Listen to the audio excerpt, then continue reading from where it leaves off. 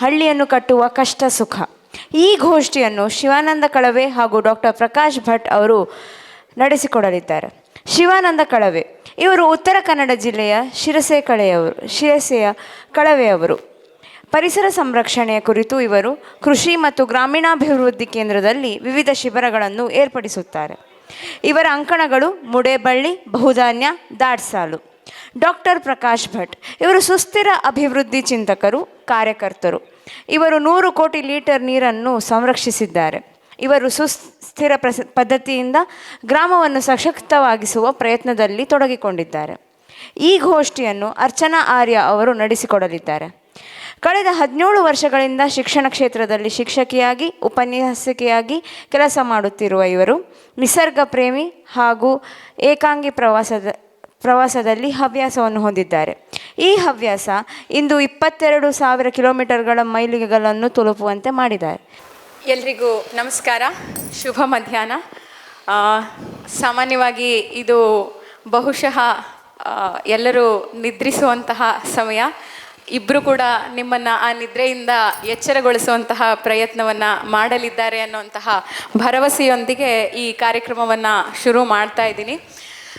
ಸಿದ್ದಯ್ಯ ಪುರಾಣಿಕವರ ಒಂದು ಕವನ ಇದೆ, ನಾ ಕರಿಯಳೆಂದು ನೀ ಜರಿಯ ಬೇಡ ಬಿಳಿ ಗೆಳತಿ ಗರ್ವದಿಂದ, ಕಪ್ಪಿಗಿಂತ ಬಿಳಿ ಬಣ್ಣ ಹೆಚ್ಚು ಹೇಳಾವ ಹಿರಿಮೆಯಿಂದ ಅಂತ. ಇವತ್ತಿನ ವಿಷಯ ಏನಿದೆ ಅದಕ್ಕೆ ಅವರು ಬಣ್ಣದ ವಿಚಾರವಾಗಿ ಪೂರ್ವಾಂಗನೆ ಪಶ್ಚಿಮಾಂಗನೆಗೆ ಅಂತ ಹೇಳಿ ಬರೆದಿದ್ದಾರೆ. ಆದರೆ ನಾನು ಅದನ್ನು ಇಲ್ಲಿ ಅಳವಡಿಸ್ಕೊಳ್ತಾ ಇರೋವಂಥದ್ದು ಹಳ್ಳಿಗಳು ಮತ್ತು ನಗರಗಳಿಗೆ.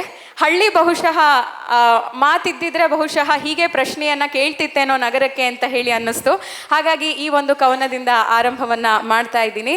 ಅದರೊಳಗಡೆ ಅಂದರೆ ಕಪ್ಪು ಬಿಳಿ ಅಂತ ಹೇಳಿದ್ರೆ ಕಪ್ಪು ಕಡಿಮೆ, ಬಿಳಿ ಅನ್ನೋವಂಥದ್ದು ಶ್ರೇಷ್ಠ ಅನ್ನೋ ಹಾಗೇನೂ ಇಲ್ಲ. ಕಡೆಯದಾಗಿ ಅದರಲ್ಲೊಂದು ಸಮನ್ವಯವನ್ನು ಕಾಣ್ತೀವಿ. ಆದರೆ ಇಲ್ಲಿ ಇಂದಿನ ವಿಷಯ ಏನಿದೆ, ಹಳ್ಳಿಗಳನ್ನು ಕಟ್ಟುವಂತಹ ಕಷ್ಟ ಸುಖ ಅನ್ನುವಂತಹ ವಿಷಯ ಏನಿದೆ, ಆ ವಿಷಯದ ಬಗ್ಗೆ ಮಾತಾಡಬೇಕು ಅಂತ ಅಂದ್ಕೊಂಡಾಗ ಹಳ್ಳಿಗಳನ್ನು ನೋಡಿದವರು, ಹಳ್ಳಿಗಳಲ್ಲಿ ಇದ್ದಂಥವ್ರು, ಹಳ್ಳಿಗಳಲ್ಲಿ ರೂಟ್ ಲೆವೆಲ್ ಅಂತ ಹೇಳ್ತೀವಲ್ಲ, ಆ ರೀತಿಯಲ್ಲಿ ಕೆಲಸ ಮಾಡದಂಥವ್ರನ್ನ ಮಾತಾಡ್ಸಿದ್ರೆ ಹೇಗಿರುತ್ತೆ, ಅದು ಸೂಕ್ತ ಅಂತ ಹೇಳಿ ಅನ್ನಿಸ್ಬಿಟ್ಟು ಇವತ್ತು ಅವರನ್ನು ಆರಿಸ್ಬಿಟ್ಟು ಈ ಒಂದು ವೇದಿಕೆಯಲ್ಲಿ ಅವಕಾಶವನ್ನು ಕೊಟ್ಟಿದ್ದಾರೆ. ಹಾಗಾಗಿ ನನ್ನ ಮೊದಲ ಪ್ರಶ್ನೆ ಅಂತ ಹೇಳಿದ್ರೆ, ಹಳ್ಳಿಯನ್ನು ಕಟ್ಟಿದಂತಹ ಕಷ್ಟ ಸುಖಗಳನ್ನು ಅನುಭವಿಸಿದಂತಹ ಡಾಕ್ಟರ್ ಪ್ರಕಾಶ್ ಭಟ್ ಸರ್ ಅವರಿಗೆ ಹಳ್ಳಿಗಳನ್ನು ಕಟ್ಟುವುದು ಅಂದರೆ ಹೇಗೆ ಸರ್? ಎಲ್ಲಿ ಮನ ಕಳುಕಿರದು, ಎಲ್ಲಿ ತಲೆಬಾಗಿರದು, ಎಲ್ಲಿ ತಿಳಿವಿಗೆ ತೊಡಕು ತೋರದಿರುವುದಲ್ಲಿ, ಅಲ್ಲಿ ಆ ಬಂಧನ ರಹಿತ ಸುಖದ ಸ್ವರ್ಗದಲ್ಲಿ ತಂದೆ ನನ್ನ ನಾಡಿದು ಕಣ್ತೆರೆಯಲಿ. ಪುಸ್ತಕದ ಟೈಟ್ಲೇ ಇವತ್ತಿನ ಸೆಷನ್ನಿನ ಟೈಟ್ಲ್.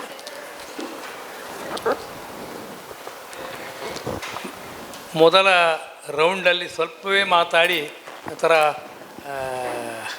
ಟ್ರೇಲರ್ ಥರ ಮಾತಾಡೋಣ, ಸ್ವಲ್ಪ ಕ್ಯೂರಿಯಾಸಿಟಿ ಎರಡನೇ ರೌಂಡಿಗೆ ಉಳಿಸ್ಕೊಳ್ಳೋಣ ಅಂತ ಮಾತಾಡ್ಕೊಂಡಿದ್ದೀವಿ. ಹಳ್ಳಿಗಳನ್ನು ಕಟ್ಟುವ ಕಷ್ಟ ಸುಖ ಅಂತ ಒಂದೇ ವರ್ಡ್ ಮಾಡಿಟ್ಟಿದ್ದೀನಿ ನಾನು ಆ್ಯಕ್ಚುಲಿ. ಯಾಕೆಂದರೆ ಈ ಕಷ್ಟ ಒಂದು ಸ್ವಲ್ಪ ದಿನ ಆದಮೇಲೆ ಸುಖವಾಗಿ ಕಾಣಲಿಕ್ಕೆ ಶುರುವಾಗ್ತದೆ. ಕಷ್ಟವೇ ಸುಖವಾಗುವ ಅನುಭವ ನನಗೆ ಆಗಿದೆ, ಬಹಳ ಆಗಿದೆ. ಹಾಗಾಗಿ ಕಷ್ಟವೂ ಆಗಿರ್ತದೆ ಮತ್ತು ಅದು ಮುಂದೆ ಸುಖವೂ ಆಗ್ತದೆ ಅಂತ ಹೇಳೋದಕ್ಕೆ ಕಷ್ಟ ಸುಖವನ್ನು ಜೋಡಿಸಿ ಕಷ್ಟ ಸುಖ ಅಂತಲೇ ಕರೆದಿದ್ದೇನೆ. ನಾನು ಎಕ್ಸಾಕ್ಟ್ಲಿ ಹೇಳೋದಿದ್ದರೆ ಕಳೆದ 44 ವರ್ಷಗಳ ಕಾಲ ನಾನು ಗ್ರಾಮೀಣಾಭಿವೃದ್ಧಿಯಲ್ಲಿ ಕೆಲಸ ಮಾಡಿದ್ದೇನೆ.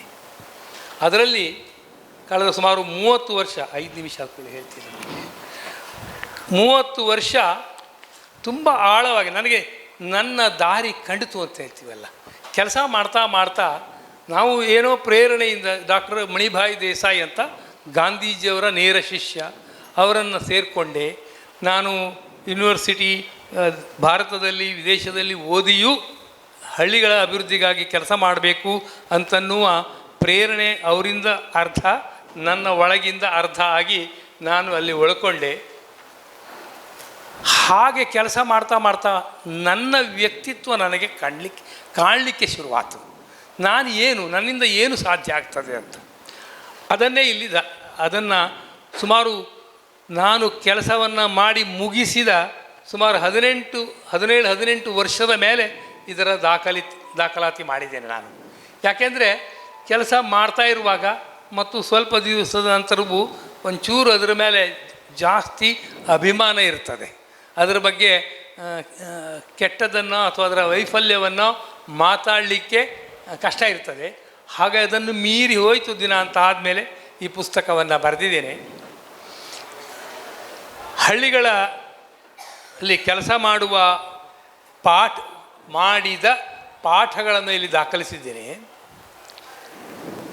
ಮೊದಲನೆಯ ಮಾತು ನಾನು ಹೇಳಬೇಕಾಗಿದ್ದು, ಇಷ್ಟು ವರ್ಷದ ನನ್ನ ಅನುಭವದಲ್ಲಿ ಭಾರತದ ಗ್ರಾಮೀಣಾಭಿವೃದ್ಧಿಯ ಪರಂಪರೆಯನ್ನು ನಾವು ನೋಡಿದರೆ, ಯೋಜನೆಗಳ ಪರಂಪರೆಯನ್ನು ನೋಡಿದರೆ, ನಾವು ತಪ್ಪಾಗಿ ಅದನ್ನು ಇಂಪ್ಲಿಮೆಂಟ್ ಮಾಡಿದ್ದೇವೆ. ಮತ್ತು ಹಾಗೆ ಮಾಡಿರುವುದರಿಂದಲೇ ತಪ್ಪು ಪಾಠಗಳನ್ನು ಕಲ್ತಿದ್ದೇವೆ. ಮತ್ತು ಆ ಪಾಠಗಳು ನಮ್ಮನ್ನು ಮತ್ತಷ್ಟು ತಪ್ಪು ದಾರಿಗೆ ಎಳೆಯುವಂಥ ಪಾಠಗಳಾಗಿವೆ ಅಂತನ್ನೋದು ಸ್ಪಷ್ಟ ಇದೆ. ಮೊದಲನೆಯ ಪಾಠ ಹೇಳೋದಿದ್ದು ಅಂತಂದರೆ, ಯಾರೇ ಗ್ರಾಮೀಣಾಭಿವೃದ್ಧಿಯ ಕಾರ್ಯಕರ್ತರನ್ನು ಕೇಳಿ, ಹಳ್ಳಿಯವರಿಗೆ ಗೊತ್ತಿಲ್ಲ, ನನಗೆ ಗೊತ್ತಿದೆ, ನಾನು ಹಳ್ಳಿಗೆ ಹೋಗಿ ಹೇಳಿಕೊಡ್ಬೇಕು ಇದನ್ನು ಅಂತ. ಇದು ಮೊದಲಂದರೆ ಫಂಡಮೆಂಟಲ್ ತಪ್ಪು. ಇದು ಹಳ್ಳಿಗರಿಗೆ ಗೊತ್ತಿಲ್ಲ, ನನಗೆ ಗೊತ್ತಿದೆ ಅಂತನ್ನೋದೇ ಮೊದಲ ತಪ್ಪು. ಹಾಗಾಗಿ ಹಳ್ಳಿಗೆ ಹೋಗುವಾಗ ನನಗೆ ಗೊತ್ತಿಲ್ಲ ಅಂತ ನೀವು ನಿಮ್ಮನ್ನು ಕನ್ವಿನ್ಸ್ ಮಾಡಿಕೊಂಡು ಹಳ್ಳಿಗೆ ಹೋದರೆ ತುಂಬ ಬದಲಾವಣೆ ಆಗ್ತದೆ. ಅದನ್ನೇ ನಾನು ಸುಮಾರು 17 ವರ್ಷ ಆದಮೇಲೆ ನಾನು ಒಂದು ಫಂಡಮೆಂಟಲ್ ಶಾಕ್ ಅಂತೀವಿ. ನಾನು ಇಷ್ಟು ದಿವಸ ಏನು ಮಾಡಿದೆ, ಏನು ಕಲಿತೆ ಅಂತ ನನ್ನನ್ನೇ ನಾನು ಪ್ರಶ್ನೆ ಮಾಡಿಕೊಳ್ಳುವಂಥ ಪಾಠ ನನ್ನ ಎದುರಿಗಿತ್ತು. ಸುಮಾರು 5 ಎಕರೆ ಭೂಮಿ ಇರುವ ಒಬ್ಬ ರೈತ, ಬಸವಣ್ಣಪ್ಪ ಅಂಗಡಿ ಅಂತ, ಅವರ ಆದಾಯ ವರ್ಷಕ್ಕೆ ನೆನಪಿಟ್ಕೊಳ್ಳಿ, ನಾವೆಲ್ಲ ತಿಂಗಳಿಗೆ ಸಂಬಳದ ನೆನೆಸೋರು ಯಾವಾಗಲೂ ತಿಂಗಳ ಲೆಕ್ಕನ ಹೇಳ್ತಿರ್ತೀವಿ, ವರ್ಷಕ್ಕೆ 4,000 ಚಿಲ್ಲರೆ ಇತ್ತು. ಅಲ್ಲಿ ಕೂಲಿ ಮಾಡ್ಕೊಂಡಿರುವ ಅದೇ ಹಳ್ಳಿಯ ಕಂಪ್ಲಿಕೊಪ್ಪ ಅಂತ ಹಳ್ಳಿ ಅದು. ಆ ಹಳ್ಳಿಯ ಕೂಲಿಯಕಾರರ ಆದಾಯ 20,000 ಮೇಲಿತ್ತು. 17 ವರ್ಷ ನಾನು ಗ್ರಾಮೀಣಾಭಿವೃದ್ಧಿಯಲ್ಲಿ ಕೆಲಸ ಮಾಡಿದ್ದೆ. ಅಂದರೆ ಇದನ್ನು ತುಂಬ ವೈಜ್ಞಾನಿಕವಾಗಿ ಮಾಡಲಿಕ್ಕೆ ನೋಡಿದ್ದೀವಿ ನಾವು. ಅದನ್ನು ಪ್ರೊಸೆಸ್ಸನ್ನೆಲ್ಲ ಹೇಳೋದಿಲ್ಲ, ಅದರಲ್ಲಿ ತಪ್ಪಾಗಲಿಕ್ಕೆ ಸಾಧ್ಯ ಇಲ್ಲ. I was shocked. ಅಂದರೆ ಒಳಗೆ ಹೋಗಿ ತಲುಪುವಂಥ ಶಾಕ್ ಅದು, ನಮ್ಮ ಕೋರನ್ನೇ ಅಲ್ಲಾಡಿಸುವಂಥ ಶಾಕು. ಆಮೇಲೆ ನಾನು ಚಿಂತನೆ ಮಾಡಿ ನೋಡಿ ಆದಮೇಲೆ ನನಗೆ ಗೊತ್ತಾಗಿದ್ದು, ಯಾಕಂದರೆ ಸಾಯಂಕಾಲ ನಾವು ಹಳ್ಳಿಯವ್ರ ಜೊತೆಗೆ ಸಾಮಾನ್ಯವಾಗಿ ಈ ಪಾಠಗಳನ್ನು ಅವ್ರ ಮುಂದೆ ಇಡ್ತೇವೆ. ನೋಡ್ರಿ ಹೀಗಿದೆ ಅಂತಂದೆ. ಭೂಮಿ ಇರುವವರೆಲ್ಲ ಹೌದು ಸಾರ್, ನಮಗೆ ಗೊತ್ತಿದೆ ಅದು, ಅವರೇ ಆರಾಮಿದ್ದಾರೆ. ಯಾರು ಹೇಳಿ? ಭೂಮಿ ಇಲ್ಲದೆ ಕೂಲಿ ಮಾಡ್ಕೊಂಡಿರೋರು ಆರಾಮಿದ್ದಾರೆ, ನಾವು ಭೂಮಿ ಇರುವವರೇ ಕಷ್ಟಪಡುವವರು ಸಾರ್ ಅಂತಂದು. ನಾನು ಹೇಳಿದೆ, ಈಗ ಒಂದು ಕೆಲಸ ಮಾಡೋಣ, ನಾನು ನಿಮಗೊಂದು ಪರಿಹಾರ ಕೊಡ್ತೇನೆ, ನಿಮ್ಮ ಕಷ್ಟವನ್ನು ಅವರಿಗೆ ಕೊಡಿ. ಯಾವುದನ್ನು? ಭೂಮಿಯನ್ನು ಅವರಿಗೆ ಕೊಡಿ, ನೀವು ಕೂಲಿ ಮಾಡಿ ಅಂತಂದೆ. ನಕ್ರು. ಇದು ಏನು ಪಾಠ ಹೇಳ್ರಿ? ಭೂಮಿಯಲ್ಲಿ ಹಣದ ಲೆಕ್ಕದಲ್ಲಿ ಸಿಗದೆ ಹೋದದ್ದು ಏನೇನೋ ಇದ್ದಾವೆ. ಮತ್ತು ಅದು ಆವಾಗ ನಾನು ಹುಟ್ಕೊಂಡ ಪ್ರಶ್ನೆ, 1 kg ಜೋಳ, ನಮ್ಮ ಧಾರವಾಡ ಭಾಷೆಯಲ್ಲಿ ಹೇಳೋದಿದ್ರೆ 1 kg ಜೋಳ ಬರಬರಿ ಎಷ್ಟು ಅಂತ. ಬರಬರಿ ಅಂದರೆ ಈಕ್ವಲ್ ಟು, ನಮ್ಮಲ್ಲಿ ಎಷ್ಟು ಅಂತ. ಹಾಗಾಗಿ ಮರೆತು ಹೋದ ಪಾಠಗಳನ್ನು ಕಲಿತಾ ಮತ್ತು ನಾನು ನಮ್ಮ ಇನ್ನೊಂದು ಮುಖ್ಯವಾದಂಥ ಹೆಜ್ಜೆ ಅಂತಂದರೆ ಹಳ್ಳಿಗಳಲ್ಲಿ ಉಳ್ಕೊಳ್ಬೇಕು. ಧಾರವಾಡದಿಂದಲೋ ಹುಬ್ಬಳ್ಳಿಯಿಂದಲೋ ಬೆಂಗಳೂರಿನಿಂದಲೋ ಹೋಗಿ ಬೆಳಗ್ಗೆ 10 ಗಂಟೆಗೆ ಹೋಗಿ ಸಂಜೆ ವಾಪಸ್ ಬರುವವರ ಬಗ್ಗೆ ಹಳ್ಳಿಗರಿಗೆ ಯಾವ ವಿಶ್ವಾಸವೂ ಇರುವುದಿಲ್ಲ. ಅವರು ಒಳ್ಳೆಯತನದಿಂದ ನಿಮ್ಮನ್ನು ಕೇಳ್ತಾರೆ. ನಾವು ಕುರ್ಚಿಯ ಮೇಲೆ ಕೂತ್ಕೊಂಡು ಅವರನ್ನು ಕೆಳಗೆ ಕೂರಿಸಿ ಒಂದು ಭಾಷಣ ಮಾಡಿ ಬಂದರೆ ಯಾವ ಪರಿಣಾಮವೂ ಆಗೋದಿಲ್ಲ. ಹಾಗಾಗಿ ಒಟ್ಟಾರೆಯಾಗಿ ಅಭಿವೃದ್ಧಿಯ ಯೋಜನೆಯ ಸ್ವರೂಪವೇ ಬದಲಾಗಬೇಕು. ಅಭಿವೃದ್ಧಿ ಯೋಜನೆಯ ಆಫೀಸ್ ಸಮಯ ಬದಲಾಗಬೇಕು. 9 to 5 ಇಸ್ ಇರ್ರಿಲೆವೆಂಟ್ ಫಾರ್ ಗ್ರಾಮೀಣಾಭಿವೃದ್ಧಿ. ನಾವು ಹೇಗೆ ಮಾಡ್ತಿದ್ವಿ ಅಂತಂದರೆ ಬೆಳಗ್ಗೆ 7ರಿಂದ 11, ಮಧ್ಯಾಹ್ನ 3ರಿಂದ ರಾತ್ರಿ 10 ಗಂಟೆವರೆಗೆ. ನಾನು ಹಳ್ಳಿಗೆ ಹೋದರೆ ರಾತ್ರಿ 1 ಗಂಟೆಗೆ ಮನೆಗೆ ಬರೋದೇ ಶತಸಿದ್ಧ. ಅದು ಹಾಗೆ ಕೆಲಸ ಮಾಡ್ತಾ ಮಾಡ್ತಾ ಹಳ್ಳಿಗಳನ್ನೇ ಸೇರಿಸಿಕೊಂಡು, ಅಂದರೆ ಅದರಲ್ಲಿ ಮತ್ತೊಂದು ತತ್ವ ಏನಪ್ಪ ಅಂತಂದರೆ, ಯಾರು ಸಮಸ್ಯೆಯನ್ನು ಎದುರಿಸ್ತಾ ಇರ್ತಾರೋ, ಯಾರು ಸಮಸ್ಯೆಯನ್ನು ಅನುಭವಿಸ್ತಾ ಇರ್ತಾರೋ, ಸಮಸ್ಯೆ ಅಂತಲೂ ಹೇಳೋಣ, ಯಾರು ಪರಿಸ್ಥಿತಿಯನ್ನು ಅನುಭವಿಸ್ತಾ ಇರ್ತಾರೋ, ಒಳ್ಳೆಯದು ಕೆಟ್ಟದ್ದು ಎಲ್ಲವನ್ನು ಅವರಿಗೆ ನಮಗಿಂತ ಚೆನ್ನಾಗಿ ಗೊತ್ತು. ಮತ್ತು ಅವ್ರ ಹತ್ರ ಮಾತಾಡಿದ್ರೆ ಅವರಿಗೆ ಇದು ಹೇಗೆ ಕಾಣ್ತದೆ ಅಂತ ನಾವು ತಿಳ್ಕೊಂಡ್ರೆ ಆಗುತ್ತದೆ ಅಂತ. ಈ ವಿಷಯದಲ್ಲಿ ನನಗೆ ನೆರವಾದವರು ಇಬ್ಬರು, ನಾನು ಆಗಲೇ ಹೇಳಿದ ಡಾಕ್ಟರ್ ಮಣಿಭಾಯಿ ದೇಸಾಯಿ, ಇನ್ನೊಬ್ಬರು ರಾಬರ್ಟ್ ಚೇಂಬರ್ಸ್ ಅಂತ, ಜನರ ಪಾಲ್ಗೊಳ್ಳುವಿಕೆಯಲ್ಲಿ ಅಭಿವೃದ್ಧಿಯನ್ನು ಹೇಗೆ ಮಾಡಬೇಕು ಅಂತ ಬಹಳ ಜನರಿಗೆ ಕಲಿಸಿಕೊಟ್ಟವರು ಅವರು. ಈ 2 ವಿಚಾರಧಾರೆಗಳನ್ನಿಟ್ಕೊಂಡು ನಾನು ಸುಮಾರು ಈ ಕೆಲಸವನ್ನು ಸುಮಾರು 8-9 ವರ್ಷ ಮಾಡಿದೆ. ಅದರ ದಾಖಲಾತಿ ಮಾಡಿದ್ದೀನಿ. ಈಗ ಮತ್ತೆ ಮಾಡ್ತಾ ಇದ್ದೇನೆ. ಇದರ ಅನುಭವದ ಮೇಲಿಂದ ಇದರಲ್ಲೂ ಆದ ತಪ್ಪುಗಳನ್ನು ತಿದ್ದುಕೊಳ್ಳಿಕ್ಕೆ ಪ್ರಯತ್ನ ಮಾಡ್ತಾ ಇದ್ದೇವೆ. ಇಷ್ಟು ಇವತ್ತು ಮೊದಲಿನ 5 ನಿಮಿಷ ಆಯಿತಾ? ಸಾಕು. ಇನ್ನು ಮುಂದೆ ಅದರ ಪಾಠಗಳ ಬಗ್ಗೆ ಏನೋ ಮಾತಾಡಲಿಕ್ಕೆ ಆಗ್ತದೆ. ಧನ್ಯವಾದ.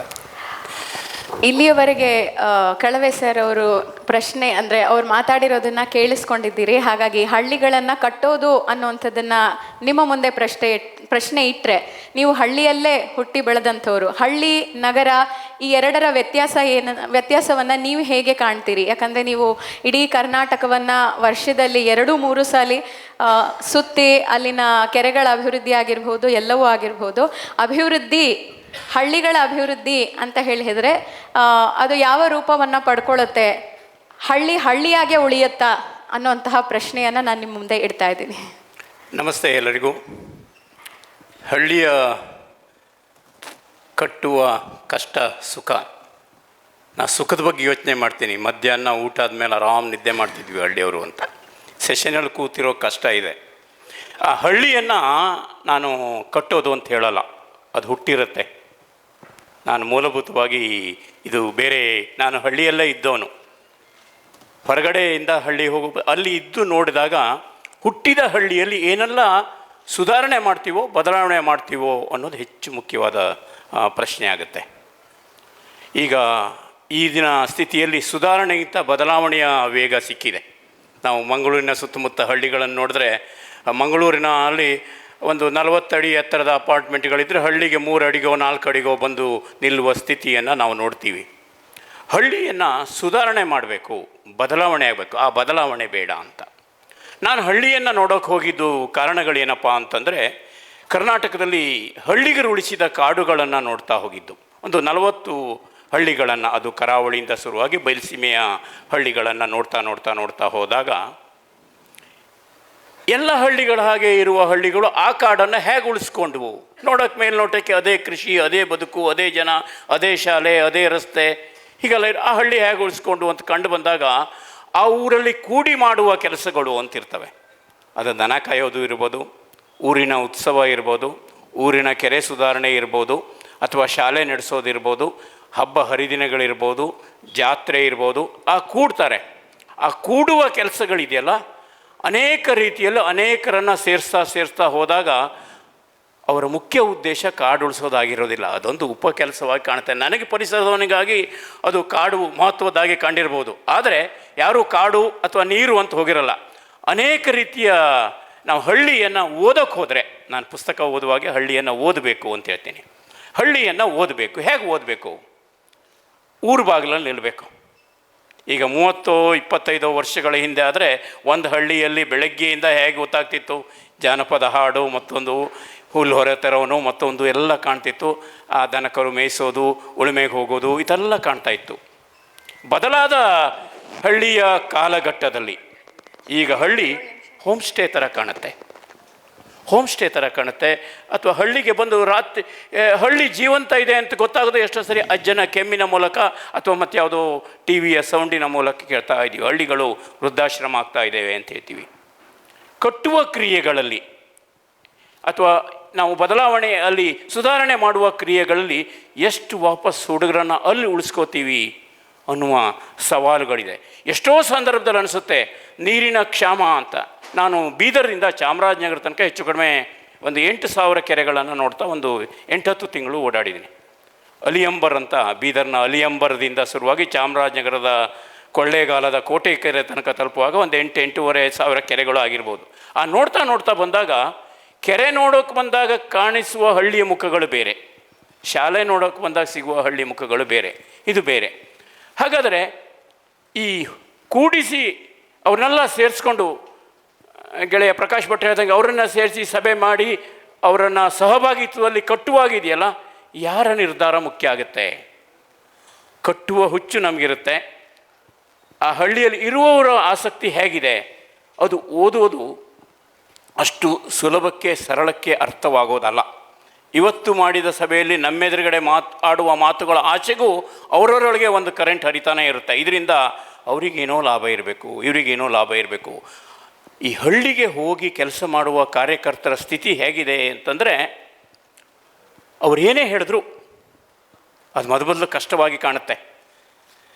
ಆಮೇಲೆ ಅದು ಸಹಜ. ನಮ್ಮ ಉದ್ದೇಶಗಳೇನು, ಅದು ಕೆರೆ ಮಾಡೋದು, ಉಳಿದೆಲ್ಲ ಗೌಣವಾಗಿ ಬರುತ್ತೆ. ಹಾಗಾಗಿ ಈ ಹಿನ್ನೆಲೆಯಲ್ಲಿ ನೋಡಿದ್ರೆ ನಮ್ಮ ಈ ಕರ್ನಾಟಕದ ಸಂದರ್ಭಗಳಲ್ಲಿ ನನಗೆ ಒಬ್ಬ ನೆನಪಾಗ್ತಾನೆ, ಕೋಲ್ಯ ಅಂತ. ಕೊಲ್ಲೂರಿನ ಮೇಗಿನಿ ಅಂತ ಒಂದು ಹಳ್ಳಿ ಎಲ್ಲರಿಗೂ ಗೊತ್ತಿರುತ್ತೆ.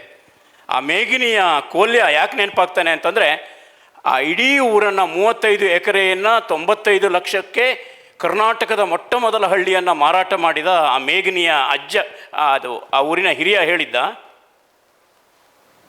ಹುಲಿ ಬರ್ತಿತ್ತು ಹೆದರಲಿಲ್ಲ, ಜೋರು ಮಳೆ ಬರ್ತಿತ್ತು ಹೆದರಲಿಲ್ಲ, ಉಂಬಳ ಮನೆ ಅಂಗಳದಲ್ಲಿ ಓಡಾಡ್ತಿತ್ತು ಕಚ್ತಿತ್ತು ಹೆದರಲಿಲ್ಲ, ಬಿತ್ತಿದ ಬೆಳೆ ಕಾಡು ಪ್ರಾಣಿಗಳ ಪಾಲಾಗ್ತಿತ್ತು ಅದನ್ನು ಸಹಿಸ್ಕೊಂಡು ಬದುಕಿದ್ವಿ. ಈಗಿನ ತಲೆಮಾರಿನ ಹುಡುಗರು ಶಾಲೆ ಇಲ್ಲ, ಆಸ್ಪತ್ರೆ ಇಲ್ಲ, ಬದುಕೋದು ಕಷ್ಟ, 9 ಕಿಲೋಮೀಟ್ರ್ ಗಟ್ಟ ಹತ್ತಿ ನಡೆಯೋದು ಕಷ್ಟ, ಮಕ್ಕಳಿಗೆ ಮದುವೆ ಆಗ್ತಾ ಇಲ್ಲ. ಇದೆಲ್ಲ ಹೇಳಿದಾಗ ನಾಳೆ ಬದುಕಬೇಕಾದವರು ಅವರು ಏನು ಬೇಕಾದರೂ ಮಾಡಿ ಅಂದ್ಬಿಟ್ಟೆ. ಮೀನು ಬುಟ್ಟಿಯ ಹಾಗೆ ಊರು ಹರಾಜಾಯಿತು. ಒಂದು ಮೀನು ಬುಟ್ಟಿಯನ್ನು, ಇಡೀ ಬುಟ್ಟಿಯನ್ನು ಮಾರೋಕ್ಕೆ ಹೋದ್ರೆ ಆ ಮೀನುಗಾರ್ತಿ ಮಹಿಳೆಯರಿಗೆ ಭಯ ಆಗುತ್ತೆ. ಇಡೀ ಬುಟ್ಟಿ ಕೇಳ್ತಾ ಇದ್ದಾನಲ್ಲ, ಒಂದು ಅರ್ಧ ಕೆಜಿನೋ ಇದು ಕೇಳ್ತಾ ಇಲ್ವಲ್ಲ ಅಂತ ಅನಿಸುತ್ತೆ. ಆದರೆ ಇಡೀ ಊರನ್ನು ಮೀನು ಬುಟ್ಟಿ ಹಾಗೆ ಹರಾಜಾದಾಗ ಆ ಹಳ್ಳಿ ಅಧ್ಯಯನ ಮಾಡಿದಾಗ ಗೊತ್ತಾಗಿದ್ದೇನಪ್ಪ ಅಂದರೆ, ಹೊಸ ತಲೆಮಾರಿನ ಇದೀದಿಲ್ಲ, ತಲೆಮಾರಿನ ಅಂತರಗಳು, ತಲ್ಲಣಗಳು, ಆ ತಲ್ಲಣಗಳು ಆ ಊರನ್ನು ಮಾರಾಟ ಮಾಡಿಬಿಟ್ರು. ಇವತ್ತು ಮೇಗಿನಿಯ ಚಂದ್ರನ ನಂಬರ್ ನನಗಿದೆ. ಆಗಾಗ ಫೋನ್ ಮಾಡ್ತಾನೆ, ಸರ್ ನಮ್ಗೆ ಆ ಹಳ್ಳಿ ಸಿಗುತ್ತಾ ಅಂತ. ಹಳ್ಳಿಯವರ ಕೈಯಲ್ಲಿ ದುಡ್ಡು ಉಳಿದಿಲ್ಲ, ಮಾರಾಟವಾದ ದುಡ್ಡು ಉಳಿದಿಲ್ಲ. ಈಗ ವಾಪಸ್ ಹಳ್ಳಿ ಸಿಗುತ್ತಾ ಕನಸಿದೆ. ಅನೇಕ ಹಳ್ಳಿಗಳು ಸ್ಥಿತಿ ಇದೆ. ಈಗ ನಮ್ಮ ಕೆಲಸ ಹೇಗೆ? ವಾಪಸ್ ಯುವಕರು ಬರಬೇಕು. ಹಳ್ಳಿಯಲ್ಲಿ ವಾಪಸ್ ನೇಗಿಲ ಚಟುವಟಿಕೆ ಆಗತ್ತಾ? ನೇಗಿಲ ಬದಲು ನಮ್ಮ ಟಿಲ್ಲರ್ ಬಂದುಬಿಟ್ಟಿದೆ, ಟ್ಯಾಕ್ಟರ್ ಬಂದುಬಿಟ್ಟಿದೆ, ಯಂತ್ರಗಳು ಬಂದಿದೆ. ಆದರೆ ಹಳ್ಳಿಯ ಮನಸ್ಸನ್ನು ಓದುವ ನಮಗೆ ನಾವು ತುಂಬ ಅಪ್ಡೇಟ್ ಆಗುವ ಅಗತ್ಯ ಇದೆ. ಈ ಕಾಲಕ್ಕೆ ಬೇಕಾಗಿ ನಾವು ಏನು ನೋಡಿದ್ವಲ್ಲ, ಹಳೆಯ ರೀತಿಯಲ್ಲಿ ನೋಡುವ ಹಳ್ಳಿಗಳಲ್ಲಿ ಮೊದಲು ಊರಜ್ಜನ ಹಿಡಿತದಲ್ಲಿ, ಹಿರಿಯಜ್ಜನ ಹಿಡಿತದಲ್ಲಿ ಹಳ್ಳಿ ಇತ್ತು. ಒಬ್ಬ ಪಟೇಲ್ನೋ ಯಾರೋ ಒಬ್ಬನ ಹೇಳಿದ್ರೆ ಇಡೀ ಹಳ್ಳಿ ಕೇಳ್ತಾ ಇತ್ತು. ಈಗ ಹಳ್ಳಿಗಳಲ್ಲಿ ಪ್ರಶ್ನೆಗಳಿವೆ, ಹಳ್ಳಿಗಳ ತುಂಬ ಪ್ರಶ್ನೆಗಳಿವೆ. ಆ ಪ್ರಶ್ನೆಗಳು ನಿಮ್ಮೆದುರು ಬರದೇ ಇರ್ಬೋದು, ಆದರೆ ಅದಕ್ಕೆ ಉತ್ತರ ಕಂಡುಕೊಳ್ಳಬೇಕಾದ ನಮಗೆ ಎಷ್ಟು ಅರಿವು ಬೇಕಾಗುತ್ತೆ ಅಂತಂದರೆ, ಈ ಹಳ್ಳಿದು ಆ ಹಳ್ಳಿದು ಒಂದೇ ಥರ ಇರೋದಿಲ್ಲ. ನಾವು ಯಾವಾಗಲೂ ಸರ್ಕಾರದ ಅಥವಾ ಬೇರೆ ಬೇರೆ ಯೋಜನೆಗಳು ನಾವು ಪ್ರಯೋಗಕ್ಕೆ ಎಸೆಯುವ ಆಟಗಳಾಗಿ ನೋಡ್ಬಿಡ್ತೀವಿ. ಹಾಗಾಗಿ ಹಳ್ಳಿ ಕಟ್ಟುವವರು ಎಷ್ಟು ಸವಾಲು ಅಂತಂದರೆ, ಆ ಹಳ್ಳಿ ಓದುವ ಸವಾಲಿದೆ, ನಿಜವಾದ ಹಳ್ಳಿಯ ಓದುವ ಸವಾಲಿದೆ. ಹಾಗಾಗಿ ನಾನು ಹಳ್ಳಿಯಲ್ಲಿ ಇದ್ದು ನಾನು ಗಮನಿಸಿದ ಹಿನ್ನೆಲೆಯಲ್ಲಿ ಈ ಮಾತನ್ನು ಹೇಳ್ತೀನಿ. ಮುಂದುವರಿಬೋದು. ಈಗ ಹಳ್ಳಿಯನ್ನು ಓದೋದ್ರ ಮೂಲಕ ನಾವು ಅದನ್ನು ಮತ್ತೆ ಕಟ್ಟಬಹುದು ಅನ್ನೋದಕ್ಕೆ ಕಟ್ಟೋದು ಅಂತೇಳಿ ಹೇಳಿದ್ರೆ ಹಾಗಿದ್ರೆ ಅದು ಚದುರಿ ಹೋಗಿದೆ ಅಂತ ಹೇಳಿ ಅನಿಸುತ್ತೆ. ವಾಲ್ಪರೈ ಅನ್ನುವಂತಹ ಒಂದು ಊರಿನ ಉದಾಹರಣೆಯನ್ನು ತಗೊಂಡ್ರೆ ಅದು ಮೊದಲು ಆಫ್ರಿಕಾದ ಹಾಗೆ ಕಗ್ಗತ್ತಲ ಖಂಡ ಅಂತ ಹೇಳಿ ಅನ್ನಿಸ್ಕೊಂಡಿತ್ತು. ಯಾವಾಗ ಬ್ರಿಟಿಷರ ಆಗಮನ ಆಯಿತು, ಅವರು ಅದನ್ನು ಆ ಇಡೀ ಕಾಡನ್ನು ಕಡಿದು ಅದನ್ನು ಟೀ ಎಸ್ಟೇಟ್ ಮಾಡಿ ಇವಾಗ ಅಲ್ಲಿದ್ದಂತಹ ಮೂಲ ವೈವಿಧ್ಯತೆ ಏನಿತ್ತು ಆ ಎಲ್ಲ ವೈವಿಧ್ಯತೆಯನ್ನು ನಾಶ ಮಾಡಿ ಇವಾಗ ಒಂದು ಭತ್ತ ಬೆಳಿತಾರೋ, ಒಂದು ಜೋಳ ಬೆಳಿತಾರೋ, ಮತ್ತೊಂದೇನೋ ಬೆಳಿತಾರೆ, ಅದಿಷ್ಟಕ್ಕೆ ಸೀಮಿತ ಅಂತ ಹೇಳಿ ಆಗೋಗ್ಬಿಡುತ್ತೆ. ಹಾಗಿದ್ರೆ ಅಭಿವೃದ್ಧಿ, ಹಳ್ಳಿಯನ್ನು ಕಟ್ಟಬೇಕು ಅಂತೇಳಿ ಹೇಳಿದ್ರೆ ರಸ್ತೆ ಮಾತ್ರ ಬರಬೇಕು ಅಥವಾ ಮತ್ತೊಂದೇನೋ ಸೌಲಭ್ಯವನ್ನು ಕೊಡಬೇಕು ಅನ್ನೋದಾದರೆ ಈಗ ರಸ್ತೆ ಬಂದ ಕೂಡಲೇ ಎಲ್ಲರೂ ನಗರಕ್ಕೆ ಬರ್ತಾರೆ. ಅಲ್ಲಿಂದ ಬಿಟ್ಟು ಬರುವಂಥವರ ಸಂಖ್ಯೆ ಜಾಸ್ತಿ ಆಗುತ್ತೆ. ಒಂದು ತಲೆಮಾರಿನವರು ಅಲ್ಲೇ ಉಳ್ಕೊಳ್ತಾರೆ, ಮುಂದಿನ ತಲೆಮಾರಿನವರು ನಗರಕ್ಕೆ ಹೋಗಬೇಕು, ನಾನು ಅಲ್ಲಿ ಜೀವನ ನಡೆಸಬೇಕು ಅನ್ನುವಂಥದ್ದು. ಈ ಸಂದರ್ಭದಲ್ಲಿ ಹಳ್ಳಿ ನಗರ ಈ ಥರದ ವ್ಯತ್ಯಾಸಗಳನ್ನು ಮಾಡೋದು ಯಾಕೆ? ಸರ್ ಹೇಳಿದ ಹಾಗೆ ಸುಧಾರಣೆ ಹೌದು, ಆ ಸುಧಾರಣೆ ಹಳ್ಳಿಯನ್ನು ಒಂದು ರೀತಿಯಲ್ಲಿ ಆರ್ಥಿಕವಾಗಿ ಸುಭದ್ರವಾಗಿ ಮಾಡಿದ್ರೆ ಸಾಕ, ಅಥವಾ ಈ ಥರದೊಂದು ವೈವಿಧ್ಯತೆಯನ್ನು ಉಳಿಸ್ಕೊಂಡು ನಾವು ಹಳ್ಳಿಯನ್ನು ಕಟ್ಟುವಂಥದ್ದು ಹೇಗೆ ಅನ್ನೋಂಥದ್ದನ್ನು ನಿಮ್ಮ ಮಾತುಗಳಲ್ಲಿ ಹೇಗೆ ಹೇಳ್ತೀರಿ? ಹಳ್ಳಿ ಕಟ್ಟೋದು ಅಂತ ಅನ್ನೋದು ಭಾಳ ಕನ್ಫ್ಯೂಸಿಂಗ್ ಇದೆ, ನನಗೆ ಗೊತ್ತಿದೆ. ಏನು ರೋಡ್ ಮಾಡಿದ್ರೆ ಹಳ್ಳಿ ಕಟ್ದಂಗೆ ಆಯಿತು. ನಾನು ಗ್ರಾಮ ಸಭೆಗಳಲ್ಲಿ, ವಾರ್ಡ್ ಸಭೆಗಳಲ್ಲಿ ಎಲ್ಲ ಕೂತ್ಕೊಂಡು ನೋಡಿದ್ದೀನಿ ಪಂಚಾಯತ್ಗಳು ಜನರ ಅಭಿವೃದ್ಧಿಯ ಆಸ್ಪಿರೇಷನ್ ಏನು ಅಂತ. ಅದನ್ನ ಮೇಲೆ ನಾನು ಒಂದು ರೂಪಕವನ್ನು ಹೇಳ್ತಾ ಇರ್ತೀನಿ. ಹಳ್ಳಿ ಒಂದು ಹಸುವಿನ ಕರು ಅಂತ ಇಟ್ಕೊಳ್ರಿ, ನಗರ ಎಮ್ಮೆ ಅಂತ ಇಟ್ಕೊಳ್ರಿ, ಹಳ್ಳಿ ಹಸು ಅಂತ ಇಟ್ಕೊಳ್ರಿ. ಹಸುವಿನ ಕರುವಿಗೆ ಎಮ್ಮೆಯಾಗುವ ಕನಸು ಕೊಟ್ಟರೆ ಹೇಗಿರ್ತದೋ ಹಾಗಿದೆ ನಾವು ಹಳ್ಳಿಗಳಿಗೆ ಕೊಟ್ಟಂಥ ಅಭಿವೃದ್ಧಿಯ ಕನಸು. ನಾನು ನೋಡ್ತಾ ತುಂಬ ಸೂಕ್ಷ್ಮ ಇದೆ. ಯಾವ ಅಭಿವೃದ್ಧಿಯ ಚಟುವಟಿಕೆಯೂ 100ಕ್ಕೆ 100 ಪಾಸಿಟಿವ್ ಇರುವುದಿಲ್ಲ. ನಾನು ಒಂದು ಸಲ ಹಾಗೆ ಹೇಳಿದ್ರೆ ಇವನೇನು ನಮ್ಮ ವಿರುದ್ಧವೇ ಮಾತಾಡ್ತಾನಲ್ಲ ಅಂತ ಜನರಿಗೆ ಕಾಣ್ಬೋದು. ನಾನು ಹಳ್ಳಿಗರಿಗೆ ಹೇಳ್ತೇನೆ, ಯಾಕೆಂದರೆ ನನಗೆ ಅಷ್ಟು ಪ್ರೀತಿ ಈಗ ಸಿಗ್ತಾ ಇದೆ ಹಳ್ಳಿಗರಿಗೆ. ನಿಮ್ಮ ಊರಿಗೆ ರಸ್ತೆ ಬಂದು ನಿಮ್ಮೂರು ಹಾಳಾಯಿತು ಅಂತ, ನಿಮ್ಮ ಊರಿಗೆ ಬಸ್ಸುಗಳು ಬರಲಿಕ್ಕೆ ಶುರು ಆದಮೇಲೆ ನಿಮ್ಮೂರು ಹಾಳಾಯಿತು ಅಂತ. ನಿಮ್ಮ ಊರೇ ಹಾಳಾಗದೆ ಹೋದರೂ ನಿಮ್ಮ ಶಾಲೆಯಂತೂ ಹಾಳಾಯಿತು. ನಮ್ಮ ಧಾರವಾಡಕ್ಕೆ ವಿದ್ಯಾಕಾಶಿ, ಸಾಂಸ್ಕೃತಿಕ ನಗರಿ ಹೀಗೆಲ್ಲ ಹೇಳ್ಕೊಂಡು ನಾವೆಲ್ಲ ಹೆಮ್ಮೆ ಪಟ್ಕೊಳ್ತಿರ್ತೀವಿ. ಅಲ್ಲೇ 10 ಕಿಲೋಮೀಟ್ರ್ ಹೊರಗಡೆ ಹೋದರೆ ಶಾಲೆಯ ಸ್ಥಿತಿ ದಯನೀಯ.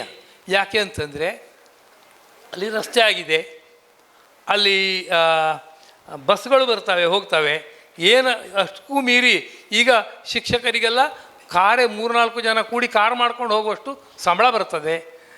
ಅವರಿಗೆ ಸಂಬಳ ಬಂದಿದ್ದು ನಮ್ಮ ಅಭಿವೃದ್ಧಿಗೆ ಮಾರಕ ಆಯ್ತಲ್ಲ ಅಂತ ನನಗೆ ಕಾಣ್ತದೆ, ತಪ್ಪು ತಿಳ್ಕೊಬೇಡ್ರಿ. ಹೀಗೆ ಪ್ರತಿಯೊಂದು ಅಭಿವೃದ್ಧಿ ಅಂದರೆ ಯಾಕೆ ಅಂತಂದರೆ ಯಾವ ಶಿಕ್ಷಕರು ಹಳ್ಳಿಯಲ್ಲಿಯೇ ಉಳ್ಕೊಳ್ಳುವುದ ಪರಿಸ್ಥಿತಿ ಇತ್ತೋ ಆವಾಗ ಶಿಕ್ಷಕರಿಗೂ ಮತ್ತು ಹಳ್ಳಿಯವರಿಗೂ ಸಂಬಂಧ ಬಹಳ ಚೆನ್ನಾಗಿತ್ತು. ಸಾಯಂಕಾಲದ ಸಮಯಕ್ಕೆ ಶಿಕ್ಷಕರು ಕ್ಲಾಸ್ಗಳನ್ನು ನಡೆಸ್ತಿದ್ರು. ನಮ್ಮಲ್ಲಿ ಕೆಲವರಾದರೂ ಇದನ್ನೆಲ್ಲ ನೋಡಿದ್ದೇವೆ. ಇವತ್ತು 9:30-10 ಗಂಟೆಗೆ ಓಡೋಡಿ ಬಂದು ಶಿಕ್ಷಕಿಯರು 5-5:30 ಓಡೋಡಿ ಹೋಗುವುದನ್ನು ನಾವು ನೋಡ್ತೀವಿ. ಹಳ್ಳಿಯವರ ಹತ್ರ ಕೇಳಿದ್ರೆ ಶಿಕ್ಷಕರನ್ನು ಬೈತಾರೆ, ಶಿಕ್ಷಕರನ್ನು ಕೇಳಿದ್ರೆ ಹಳ್ಳಿಯವರನ್ನು ಬೈತಾರೆ. ಇದು ಇಬ್ಬರೂ ಕೂಡಿ ಇದು ಬರೇ ಶಾಲೆಗಷ್ಟೇ ಸಂಬಂಧಪಟ್ಟಿದ್ದಲ್ಲ. ಅಭಿವೃದ್ಧಿ ಕಾರ್ಯಕರ್ತರನ್ನು ಕಂಡ್ರೆ ಹಳ್ಳಿಯವರಿಗೆ ಆಗುವುದಿಲ್ಲ, ಅಭಿವೃದ್ಧಿ ಕಾರ್ಯಕರ್ತರಿಗೆ ಹಳ್ಳಿಯವರನ್ನು ಕಂಡ್ರೆ ಆಗುವುದಿಲ್ಲ.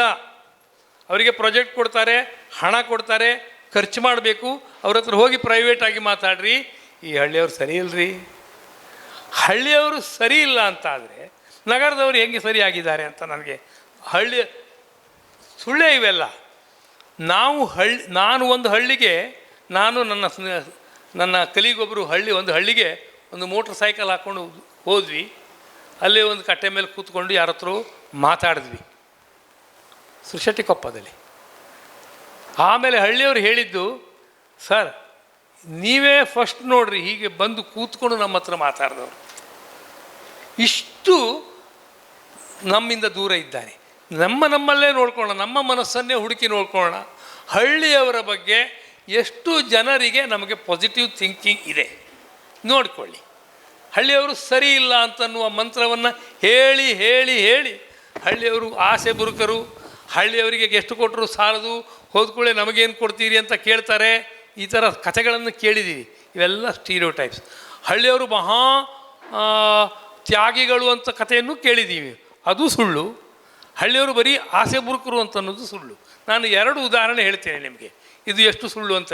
ಅಂದರೆ ಆಸೆ ಬುರುಕರು ಅಂತ ಹೇಳಲಿಕ್ಕೆ, ಬರಗಾಲ ಇತ್ತು 2003ನೇ ಇಸ್ವಿಯಲ್ಲಿ. ಪಾಳ ಅಂತ ಅನ್ನುವ ಹಳ್ಳಿಯಲ್ಲಿ, ಅಲ್ಲೇ ಒಂದು ಭದ್ರಾಪುರ ಅಂತಲೇ ಒಂದು ಹಳ್ಳಿ ಇದೆ, ಅಲ್ಲಿ ಒಂದು ಮುಸ್ಲಿಂ ಹೆಣ್ಮಗಳು ನಮ್ಮ ನಾವು ಏನು ಮಾಡಿದ್ವಿ ಅಂತ ಹೇಳ್ಬಿಡ್ತೀನಿ ಪ್ರೊಸೆಸ್ಸನ್ನು. ಸಂಘಗಳನ್ನು ಕಟ್ತಿದ್ವಿ, ಅದು ಸ್ವಸಹಾಯ ಸಂಘಗಳು, ನಾವು ಸಂಘ ಅಂತಿದ್ವಿ.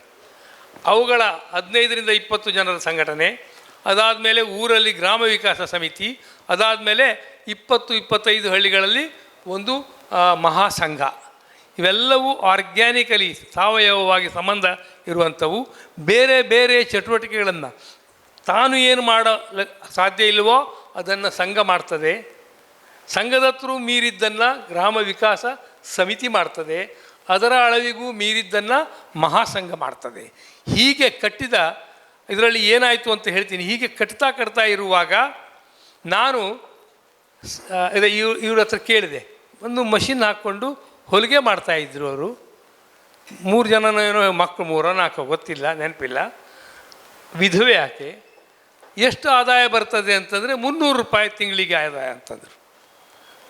ನಾವು ಸಂಘ ಕಟ್ಟಿ ಅಲ್ಲಿ ಅವರ ಮೂಲಕ ಇವರಿಗೆಲ್ಲ ಸಾಲ ಸಿಕ್ಕುವಂಗೆ ಮಾಡಿ ಅದರಲ್ಲಿ ಅರ್ಧ ಸಬ್ಸಿಡಿ ಕೊಟ್ಟು ಇಷ್ಟೆಲ್ಲ ಮಾಡಿದ ಮೇಲೆ ತಿಂಗಳಿಗೆ 300 ರೂಪಾಯಿ ಆದಾಯ ಅಂತಂದರು. I was taken aback. ಅಲ್ಲಮ್ಮ, ಬೇರೆ ಮತ್ತೆ ಯಾವ ಚಟುವಟಿಕೆ ಮಾಡ್ತೀರಿ ಹೇಳ್ರಿ, ನಾವು ಮತ್ತೆ ಸಹಾಯ ಮಾಡ್ತೀವಿ ಸಂಘದ ಹೇಳಿ, ನಾವು ಸ್ವಲ್ಪ ಹಣ ಕೊಟ್ಟು ಸಂಘದ ಮೂಲಕ ನೀವು ಇನ್ನೊಂದು ಚಟುವಟಿಕೆ ಸೇರಿಸ್ಕೊಳ್ರಿ ಅಂತ. ಬೇಡ ಸರ್, ನನ್ನ ಹತ್ರ ಈಗ ಆಗೋದು ಇಷ್ಟೇ. ಇದು ಒಂದು ಉದಾಹರಣೆ. 2ನೇದು ಕುರುಡಿಕೇರಿ ಅಂತ ಅನ್ನೋ ಹಳ್ಳಿಯಲ್ಲಿ ಸ್ವಲ್ಪ ಸೀನಿಯರ್ ಹೆಣ್ಮಗಳವಳು MS ಹಾಕ್ಕೊಂಡಿದ್ದು. ಮತ್ತು ಆದಾಯ ಎಷ್ಟು ಅಂತ ಕೇಳುವಾಗ 300-400 ರೂಪಾಯಿ ಹೇಳಿದ್ದಾರೆ. ಮತ್ತೇನು ಇನ್ನೊಂದು ಎಮ್ಮೆ ತಗೊಳ್ಳಿ, ಸಹಾಯ ಮಾಡ್ತೀವಿ ಅಂತಂದರೆ ಬೇಡ, ಇದು ಒಂದೇ ಎಮ್ಮೆ ನನ್ನ ಹತ್ರ ಸಾಕ್ಲಿಕ್ಕಾಗೋದು. ಹಾಗೆ ಎಮ್ಮೆ ಬೇಡವಾ, ಆಡು ತಗೊಳ್ಳಿ, 2 ಆಡು ತಗೊಳ್ಳಿ, ಅದ್ರ ಜೊತೆಗೆ ಮೇಯಿಸಿ. ಇಲ್ಲ, ನೀವೆಲ್ಲ ಬೇಲಿ ಹಾಕ್ಸಿದ್ದೀರಿ, ಇಲ್ಲಿ ಗಿಡ ನೆಡೆಸಿದ್ದೀರಿ, ನನಗೆ ಎಲ್ಲಿ ಮೇಯಿಸೋದು ಅಂತ ಗೊತ್ತಿಲ್ಲ, ನಾನು ಇಷ್ಟೇ ಮಾಡಲಿಕ್ಕಾಗೋದು ಈಗ ಅಂತ. ಇಲ್ಲಿ 2 ವಿಷಯ ನೋಡ್ರಿ. ಬಡವರು ಏನು ಸಿಗ್ತದೆ ಅಂತ ಕೇಳ್ತಾನೆ ಇರ್ತಾರೆ ಅಂತ ಅನ್ನೋದು ಸುಳ್ಳು ಅಂತ ಗೊತ್ತಾಯಿತು. ನಾವು ಪ್ರಾಮಾಣಿಕವಾಗಿ ನಿಷ್ಠೆಯಿಂದ ಅವರ ಜೊತೆಗೆ ಕೆಲಸ ಮಾಡಿದ್ರೆ ತಮ್ಮ ಹತ್ರ ಏನಾಗುತ್ತದೋ ಅದನ್ನಷ್ಟೇ ಮಾಡ್ತಾರೆ ಅನ್ನೋದು ಗೊತ್ತಾಯಿತು. 2ನೇದು ಬಹಳ ಮುಖ್ಯವಾದ ಪಾಠ, ಬಡತನ ಅಂತನ್ನೋದು ಎಷ್ಟು ಕಾಂಪ್ಲೆಕ್ಸ್ ಇದೆ. ಹಣ ಕೊಟ್ಟು, ಅಕ್ಕಿ ಕೊಟ್ಟು, ಎಮ್ಮೆ ಕೊಟ್ಟು, ಬೋರ್ವೆಲ್ ಹಾಕಿಸಿ ಬಡತನ ನಿರ್ಮೂಲನ ಮಾಡ್ತೇನೆ ಅಂತಂದ್ರೆ ಆಗೋದಿಲ್ಲ. ತುಂಬ ಲಿಮಿಟೇಷನ್ಸ್ ಇದ್ದಾವೆ ಬಡತನಕ್ಕೆ. ಹಣದ ಕೊರತೆ ಇರಬಹುದು, ಕಾನ್ಫಿಡೆನ್ಸಿನ ಕೊರತೆ ಇರಬಹುದು, ಸ್ಕಿಲ್ ಕೊರತೆ ಇರಬಹುದು, ಸಂಪನ್ಮೂಲಗಳ ಕೊರತೆ ಇರಬಹುದು. ಈ ಎಲ್ಲ ಕೊರತೆಗಳನ್ನು ಮೀರಿ ಕೆಲಸ ಮಾಡಬೇಕಾಗ್ತದೆ ಅವರು.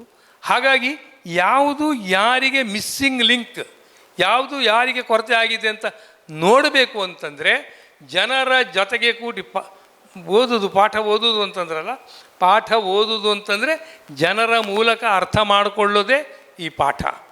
ಮತ್ತು ಅವರಿಗೆ ತುಂಬ ಚೆನ್ನಾಗಿ ಗೊತ್ತಿದೆ. ನಮಗೆ ಎಷ್ಟೋ ವಿಷಯಗಳಲ್ಲಿ, ಉದಾಹರಣೆಗೆ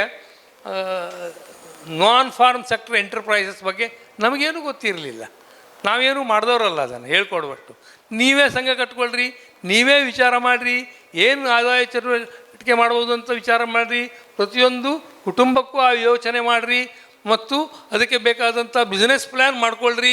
ಹೀಗೆಲ್ಲ ಹೇಳ್ತಾ ಈ ಪುಸ್ತಕದಲ್ಲಿದೆ, ಓದಿ, ಯಾರಾದರೂ ಬೇಕು ಅನ್ನೋದ್ರೆ ಕೊಂಡುಕೊಳ್ಬೋದು. ಹೀಗೆ ಕಟ್ತಾ ಎಲ್ಲಿಗೆ ಹೋಯಿತು ಅಂತಂದರೆ, ನಾನು ಹೇಳಿದ ಸಂಖ್ಯೆಗಳನ್ನು ನೀವು ನಂಬಬೇಕು.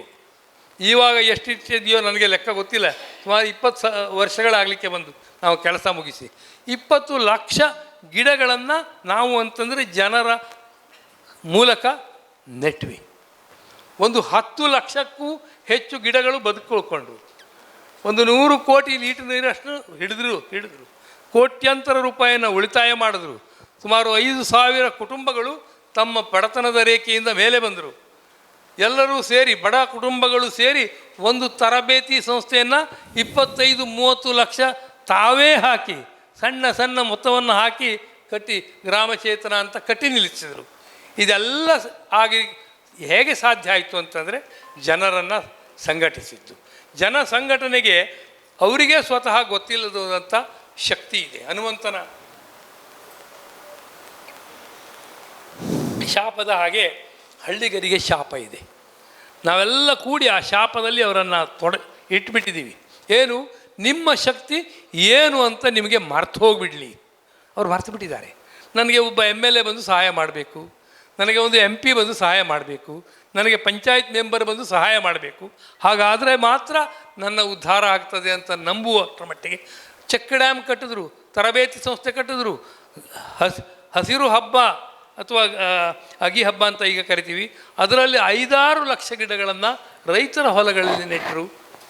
ಇವೆಲ್ಲ ಆಗಿದ್ದು ಆವಾಗ ಒಂದು ಅದ್ಭುತವಾದಂಥ ಕ್ರಾಂತಿಯೇ ಆಯಿತು ಅಲ್ಲಿ. ಇದರಲ್ಲಿ ನಾವು ಮೊದಲು ನಮ್ಮಲ್ಲಿ ಒಂದಿಷ್ಟು ಚಟುವಟಿಕೆಗಳು ನಮ್ಮ ತಲೆಯಲ್ಲಿದ್ದು, ಗಿಡ ನೆಡಬೇಕು, ಸಮಗ್ರ ಕೃಷಿ ಆಗಬೇಕು ಅಂತೆಲ್ಲ. ಬಟ್ ಇವೆಲ್ಲವನ್ನೂ ಸಾಧಿಸ್ಲಿಕ್ಕೆ ಆಗಿದ್ದು ಜನರ ತೊಡಗುವಿಕೆಯ ಮೂಲಕ ಅಂತನ್ನೋದು ಬಹಳ ಮುಖ್ಯ. ಹಾಗಾಗಿ ಮುಂದಿನ ನಮ್ಮ ಗ್ರಾಮೀಣಾಭಿವೃದ್ಧಿ ಕೆಲಸಗಳು ಚೆನ್ನಾಗಿ ಆಗಬೇಕು ಅಂತಂದರೆ ಇನ್ನೊಂದು 10 ವರ್ಷ ಆದರೂ ಗ್ರಾಮೀಣಾಭಿವೃದ್ಧಿ ಕಾರ್ಯಕರ್ತರ ವ್ರತ ಒಂದು ಇರಬೇಕು. ಅವರು ಹಳ್ಳಿಯಲ್ಲಿಯೇ ಹೋಗಿ ಉಳ್ಕೊಳ್ಬೇಕು. 24/7 there is no short cut for that. ಅಲ್ಲಿ ಉಳ್ಕೊಳ್ಬೇಕು. ಸರ್ಕಾರಗಳು ಸಹಾಯ ಮಾಡೋದಿದ್ದರೆ ಅವರಲ್ಲಿ ಉಳ್ಕೊಳ್ಳಿಕ್ಕೆ ಬೇಕಾದಂಥ ಏನಾದರೂ ಫೆಸಿಲಿಟೀಸ್ಗಳನ್ನು ಕ್ರಿಯೇಟ್ ಮಾಡಬಹುದು.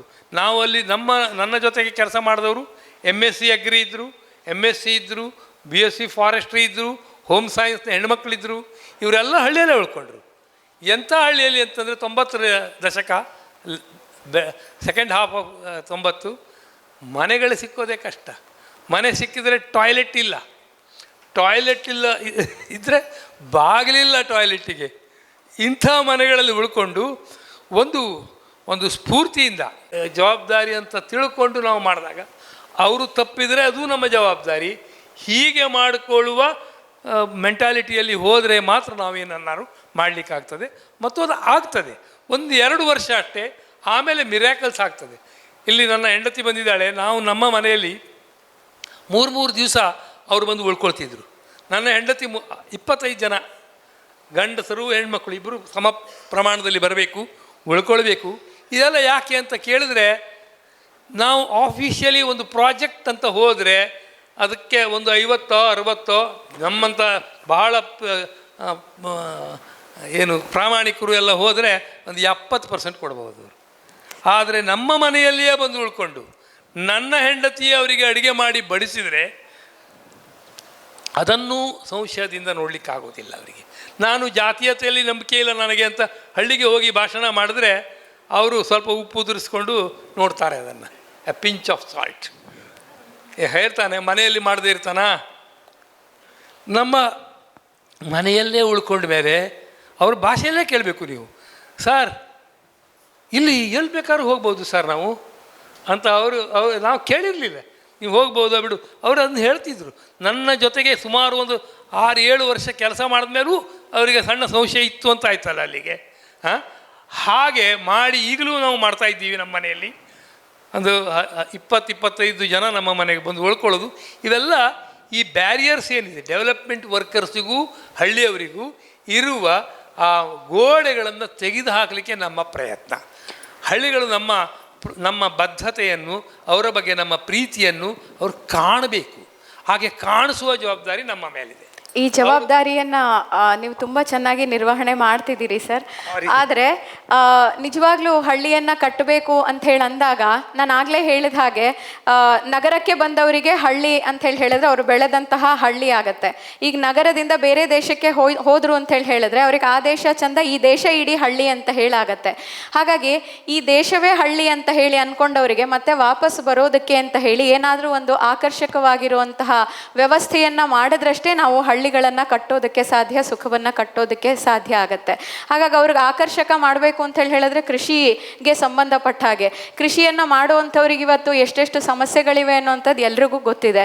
ಅಂದರೆ ಯಾರು ಕೃಷಿ ಮಾಡ್ತಾರೆ ಅಂತ ಹೇಳಿದ್ರೆ ಯಾರು ಕೂಡ ಆ ಮನೆಗೆ ಹೆಣ್ಣು ಕೊಡದೇ ಇರುವಂತಹ ಪರಿಸ್ಥಿತಿ ಕೂಡ ಇದೆ. ಹೀಗಾಗಿ ಈ ಥರದ ಹಳ್ಳಿಗಳನ್ನು ಸುಧಾರಣೆ ಮಾಡಿ ಅದಕ್ಕೊಂದು ಬದಲಾವಣೆ ಮಾಡಿ ಯೋಜನೆಗಳನ್ನು ತಂದು ಅದನ್ನೇನೋ ಮತ್ತೆ ನಗರದ ರೀತಿಯಲ್ಲಿ ಮಾಡ್ತಾ ಹೋದಾಗ ಹಳ್ಳಿಗಳನ್ನು ಹೀಗೆ ಕಟ್ಕೊಳ್ಳೋದಾ ಅಂತ ಅನ್ನುವಂತಹ ಪ್ರಶ್ನೆ ಬರುತ್ತೆ. ಯಾಕೆಂದರೆ ಹಳ್ಳಿಗಳಿಗೂ ನಗರಗಳಿಗೂ ಯಾವುದೇ ರೀತಿಯ ವ್ಯತ್ಯಾಸ ಅನ್ನುವಂಥದ್ದು ಉಳ್ಕೊಳ್ಳೋದಿಲ್ಲ.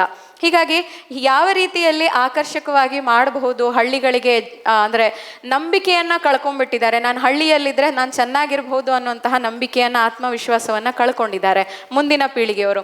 ಅದ್ರ ಮುಂದಿನ ಪೀಳಿಗೆಯವರಿಗೆ ಹಳ್ಳಿಯ ಪರಿಚಯವೇ ಆಗ್ತಾ ಇಲ್ಲ.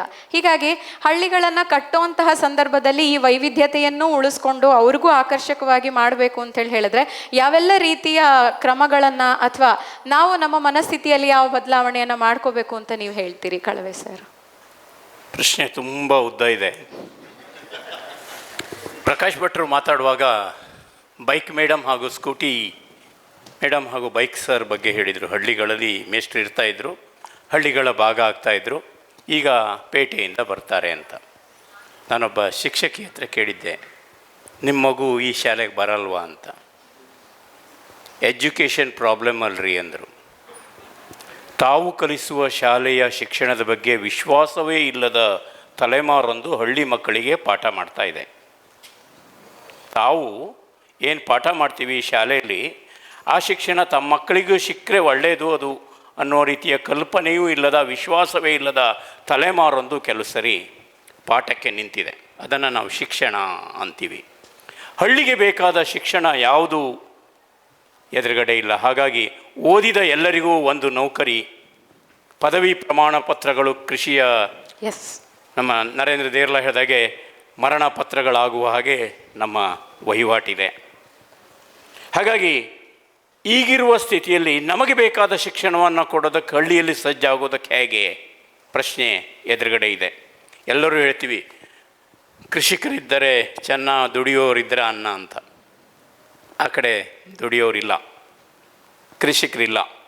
ಆದರೆ ಹಳ್ಳಿ ಚೆನ್ನಾಗಿದೆ ಅನ್ನೋದಿದೆಯಲ್ಲ, ಅದನ್ನು ನಾವು ಅಚ್ಚೊತ್ತಿ ರೆಡಿ ಮಾಡಿ ಜಾಹೀರಾತು ಕೊಟ್ಟು ಅಲ್ಲೊಂದು ಬಣ್ಣ ಕೊಟ್ಟು ನಗರಕ್ಕೆ ಬೇಕಾದ ಬಣ್ಣ ಕೊಟ್ಟು ಕರೆಯುವ ಯಾವ ಅಗತ್ಯವೂ ಇಲ್ಲ. ಬೇಕಾದರೆ ಬನ್ನಿ ಅನ್ನುವ ಸ್ಥಿತಿಯಲ್ಲಿ ನಾವಿದ್ದೀವಿ. ಯಾಕೆ ಅಂತ ಹೇಳ್ತೀವಿ ಅಂದರೆ ಹಳ್ಳಿಯಲ್ಲಿ ಎಲ್ಲವೂ ಅನೇಕ ಒಳ್ಳೆಯದಿದೆ. ಕೊರೋನಾ ಬಂದಾಗ ಒಳ್ಳೆ ಬೆಲ್ಲ ಸಿಗುತ್ತೆ, ಒಳ್ಳೆ ಊಟ ಸಿಗುತ್ತೆ, ಒಳ್ಳೆ ಆಹಾರ ಸಿಗುತ್ತೆ, ಒಳ್ಳೆಯ ಆರೋಗ್ಯ ಸಿಗುತ್ತೆ. ಎಷ್ಟು ಹಳ್ಳಿಯ ದಾರಿಗಳನ್ನು ಬಂದು ನಾವು ಹೇಳೋದಿಷ್ಟೇ, ಅದೊಂದು ಮನಸ್ಥಿತಿ.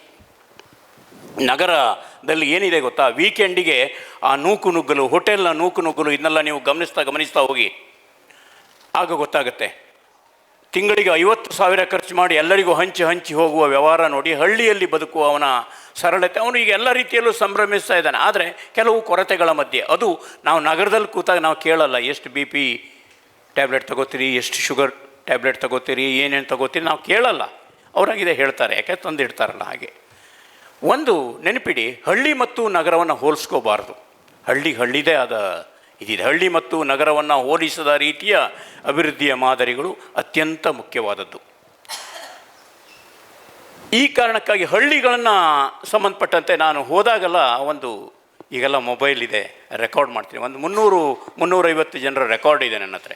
ಅದರಲ್ಲಿ 113 ವರ್ಷದ ಹೊಸಮನೆ ಹನುಮಂತಪ್ಪ ಚಿತ್ರದುರ್ಗದ ಚಳ್ಳಿಕೆರೆಯವನಿಂದ ಶುರುವಾಗಿ ಈ ಕಡೆ ಮಲೆನಾಡಿನ ಅನೇಕ ಹಳ್ಳಿಗಳಿದೆ. ಯಾಕೆಂದರೆ ನಾನು ನೋಡಿದ ಒಂದು ಹಳ್ಳಿಯನ್ನು ಮಾರಾಟ ಮಾಡೋದು ಈಸಿ ಆಯ್ತಲ್ಲ, ಕಟ್ಟಿದ್ದು ಹೇಗೆ ಅಂತ ತಿಳ್ಕೊಬೇಕಿತ್ತು. ಆ ಕಾರಣಕ್ಕಾಗಿ ರೆಕಾರ್ಡ್ ಮಾಡಿ ಇಟ್ಕೊಂಡಿದ್ದೀನಿ. ನಾನು ಆಗಾಗ ಹೋಗುವಾಗ ಕೇಳ್ತಾ ಹೋಗ್ತೀನಿ ಹೇಗಾಯಿತು ಅಂತ. ಎಷ್ಟು ಸಣ್ಣ ಕಾರಣಕ್ಕಾಗಿ ಅನೇಕರ ಹೊಸ ಸಂಗತಿಗಳು ಬರುವಾಗ ಸಂಘರ್ಷಗಳು ಸಾಕಷ್ಟು ನಡೆದಿದೆ. ಒಂದೇ ಹಳ್ಳಿಯನ್ನು ನಾನು 94ನೇ ಇಸ್ವಿಯಿಂದ ಇವತ್ತಿನವರೆಗೂ ಫೋಟೋಗ್ರಫಿ ಮಾಡ್ತಾಯಿದ್ದೀನಿ, ಎಲ್ಲೂ ಪಬ್ಲಿಷ್ ಮಾಡಿಲ್ಲ.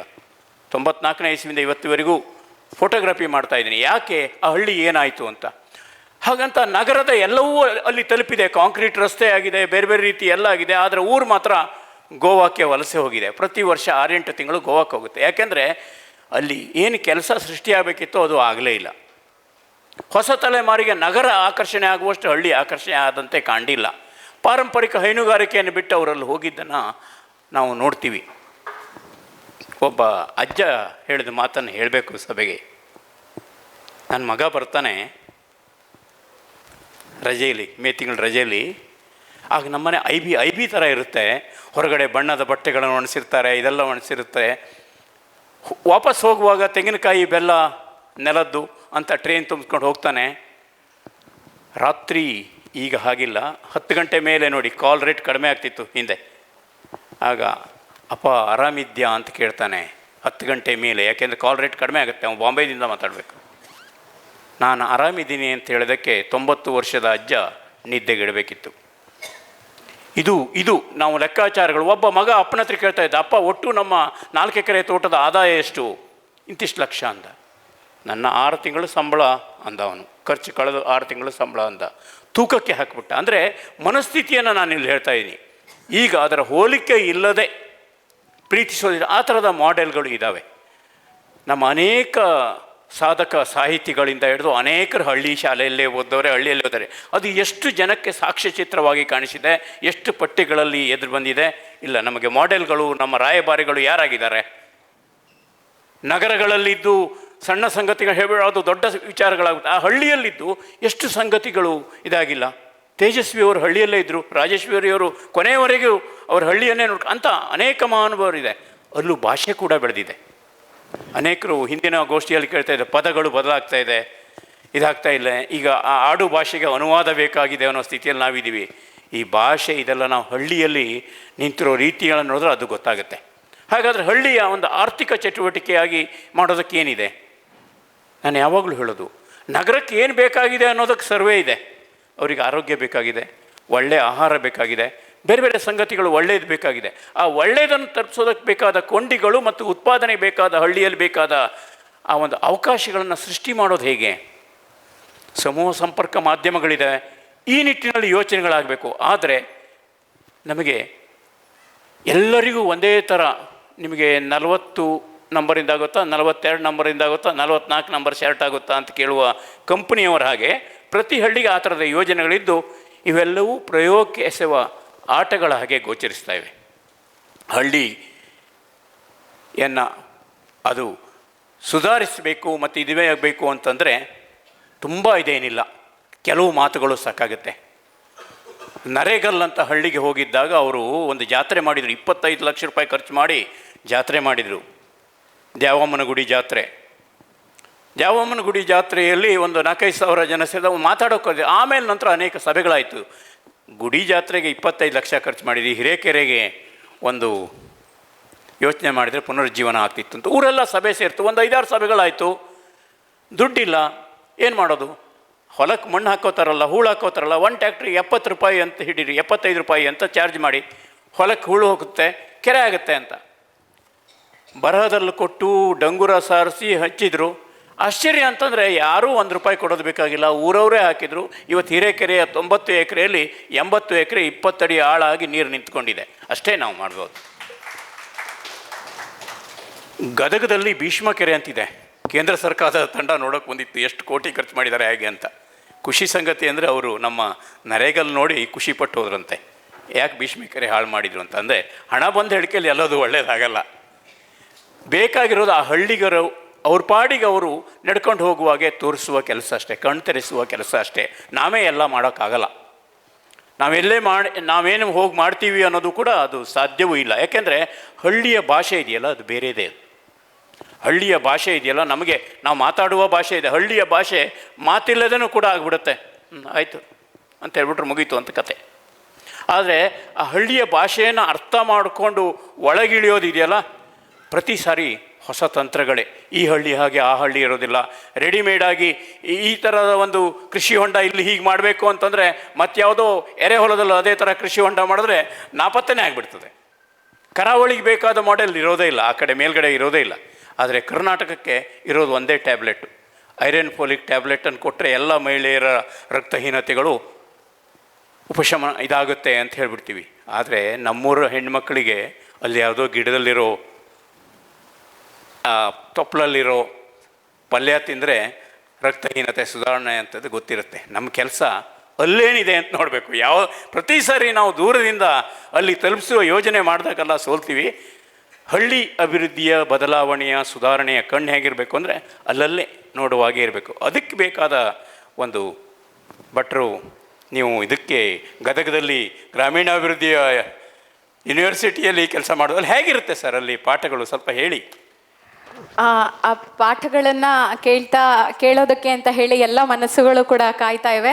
ಆದರೆ ಮುಂದಿನ ಸೆಷನ್ಗೂ ಕೂಡ ನಾವು ಅವಕಾಶವನ್ನು ಮಾಡಿಕೊಡ್ಬೇಕಾಗಿದೆ. ಹಾಗಾಗಿ ಮೂರು ವಾಕ್ಯ ಹೇಳ್ತೀನಿ. ಖಂಡಿತ ಸರ್. ಒಂದು, ಯೂನಿವರ್ಸಿಟಿಗಳಿಂದ ನಮ್ಮದು ಗ್ರಾಮೀಣಾಭಿವೃದ್ಧಿ ಮತ್ತು ಪಂಚಾಯತ್ ರಾಜ್ ಯೂನಿವರ್ಸಿಟಿ ಏನು ಮಾಡಿದ್ರು ಅದು UGCಯ ಇದರಲ್ಲಿ ಕೆಲಸ ಮಾಡಬೇಕು.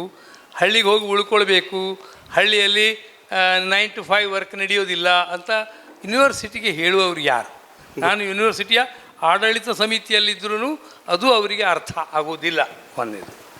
ಎರಡನೇದು, 2 ಪಾಯಿಂಟು ಅಂದರೆ ಯಾವ ವಿಷಯವೂ ಹೀಗೆ ಅಂತ ಹೇಳಲಿಕ್ಕೆ ಆಗದೇ ಹೋದಂಥ ವಿಭಿನ್ನ ಸ್ಥಿತಿಗಳು ಹಳ್ಳಿಗಳಲ್ಲಿದ್ದಾವೆ.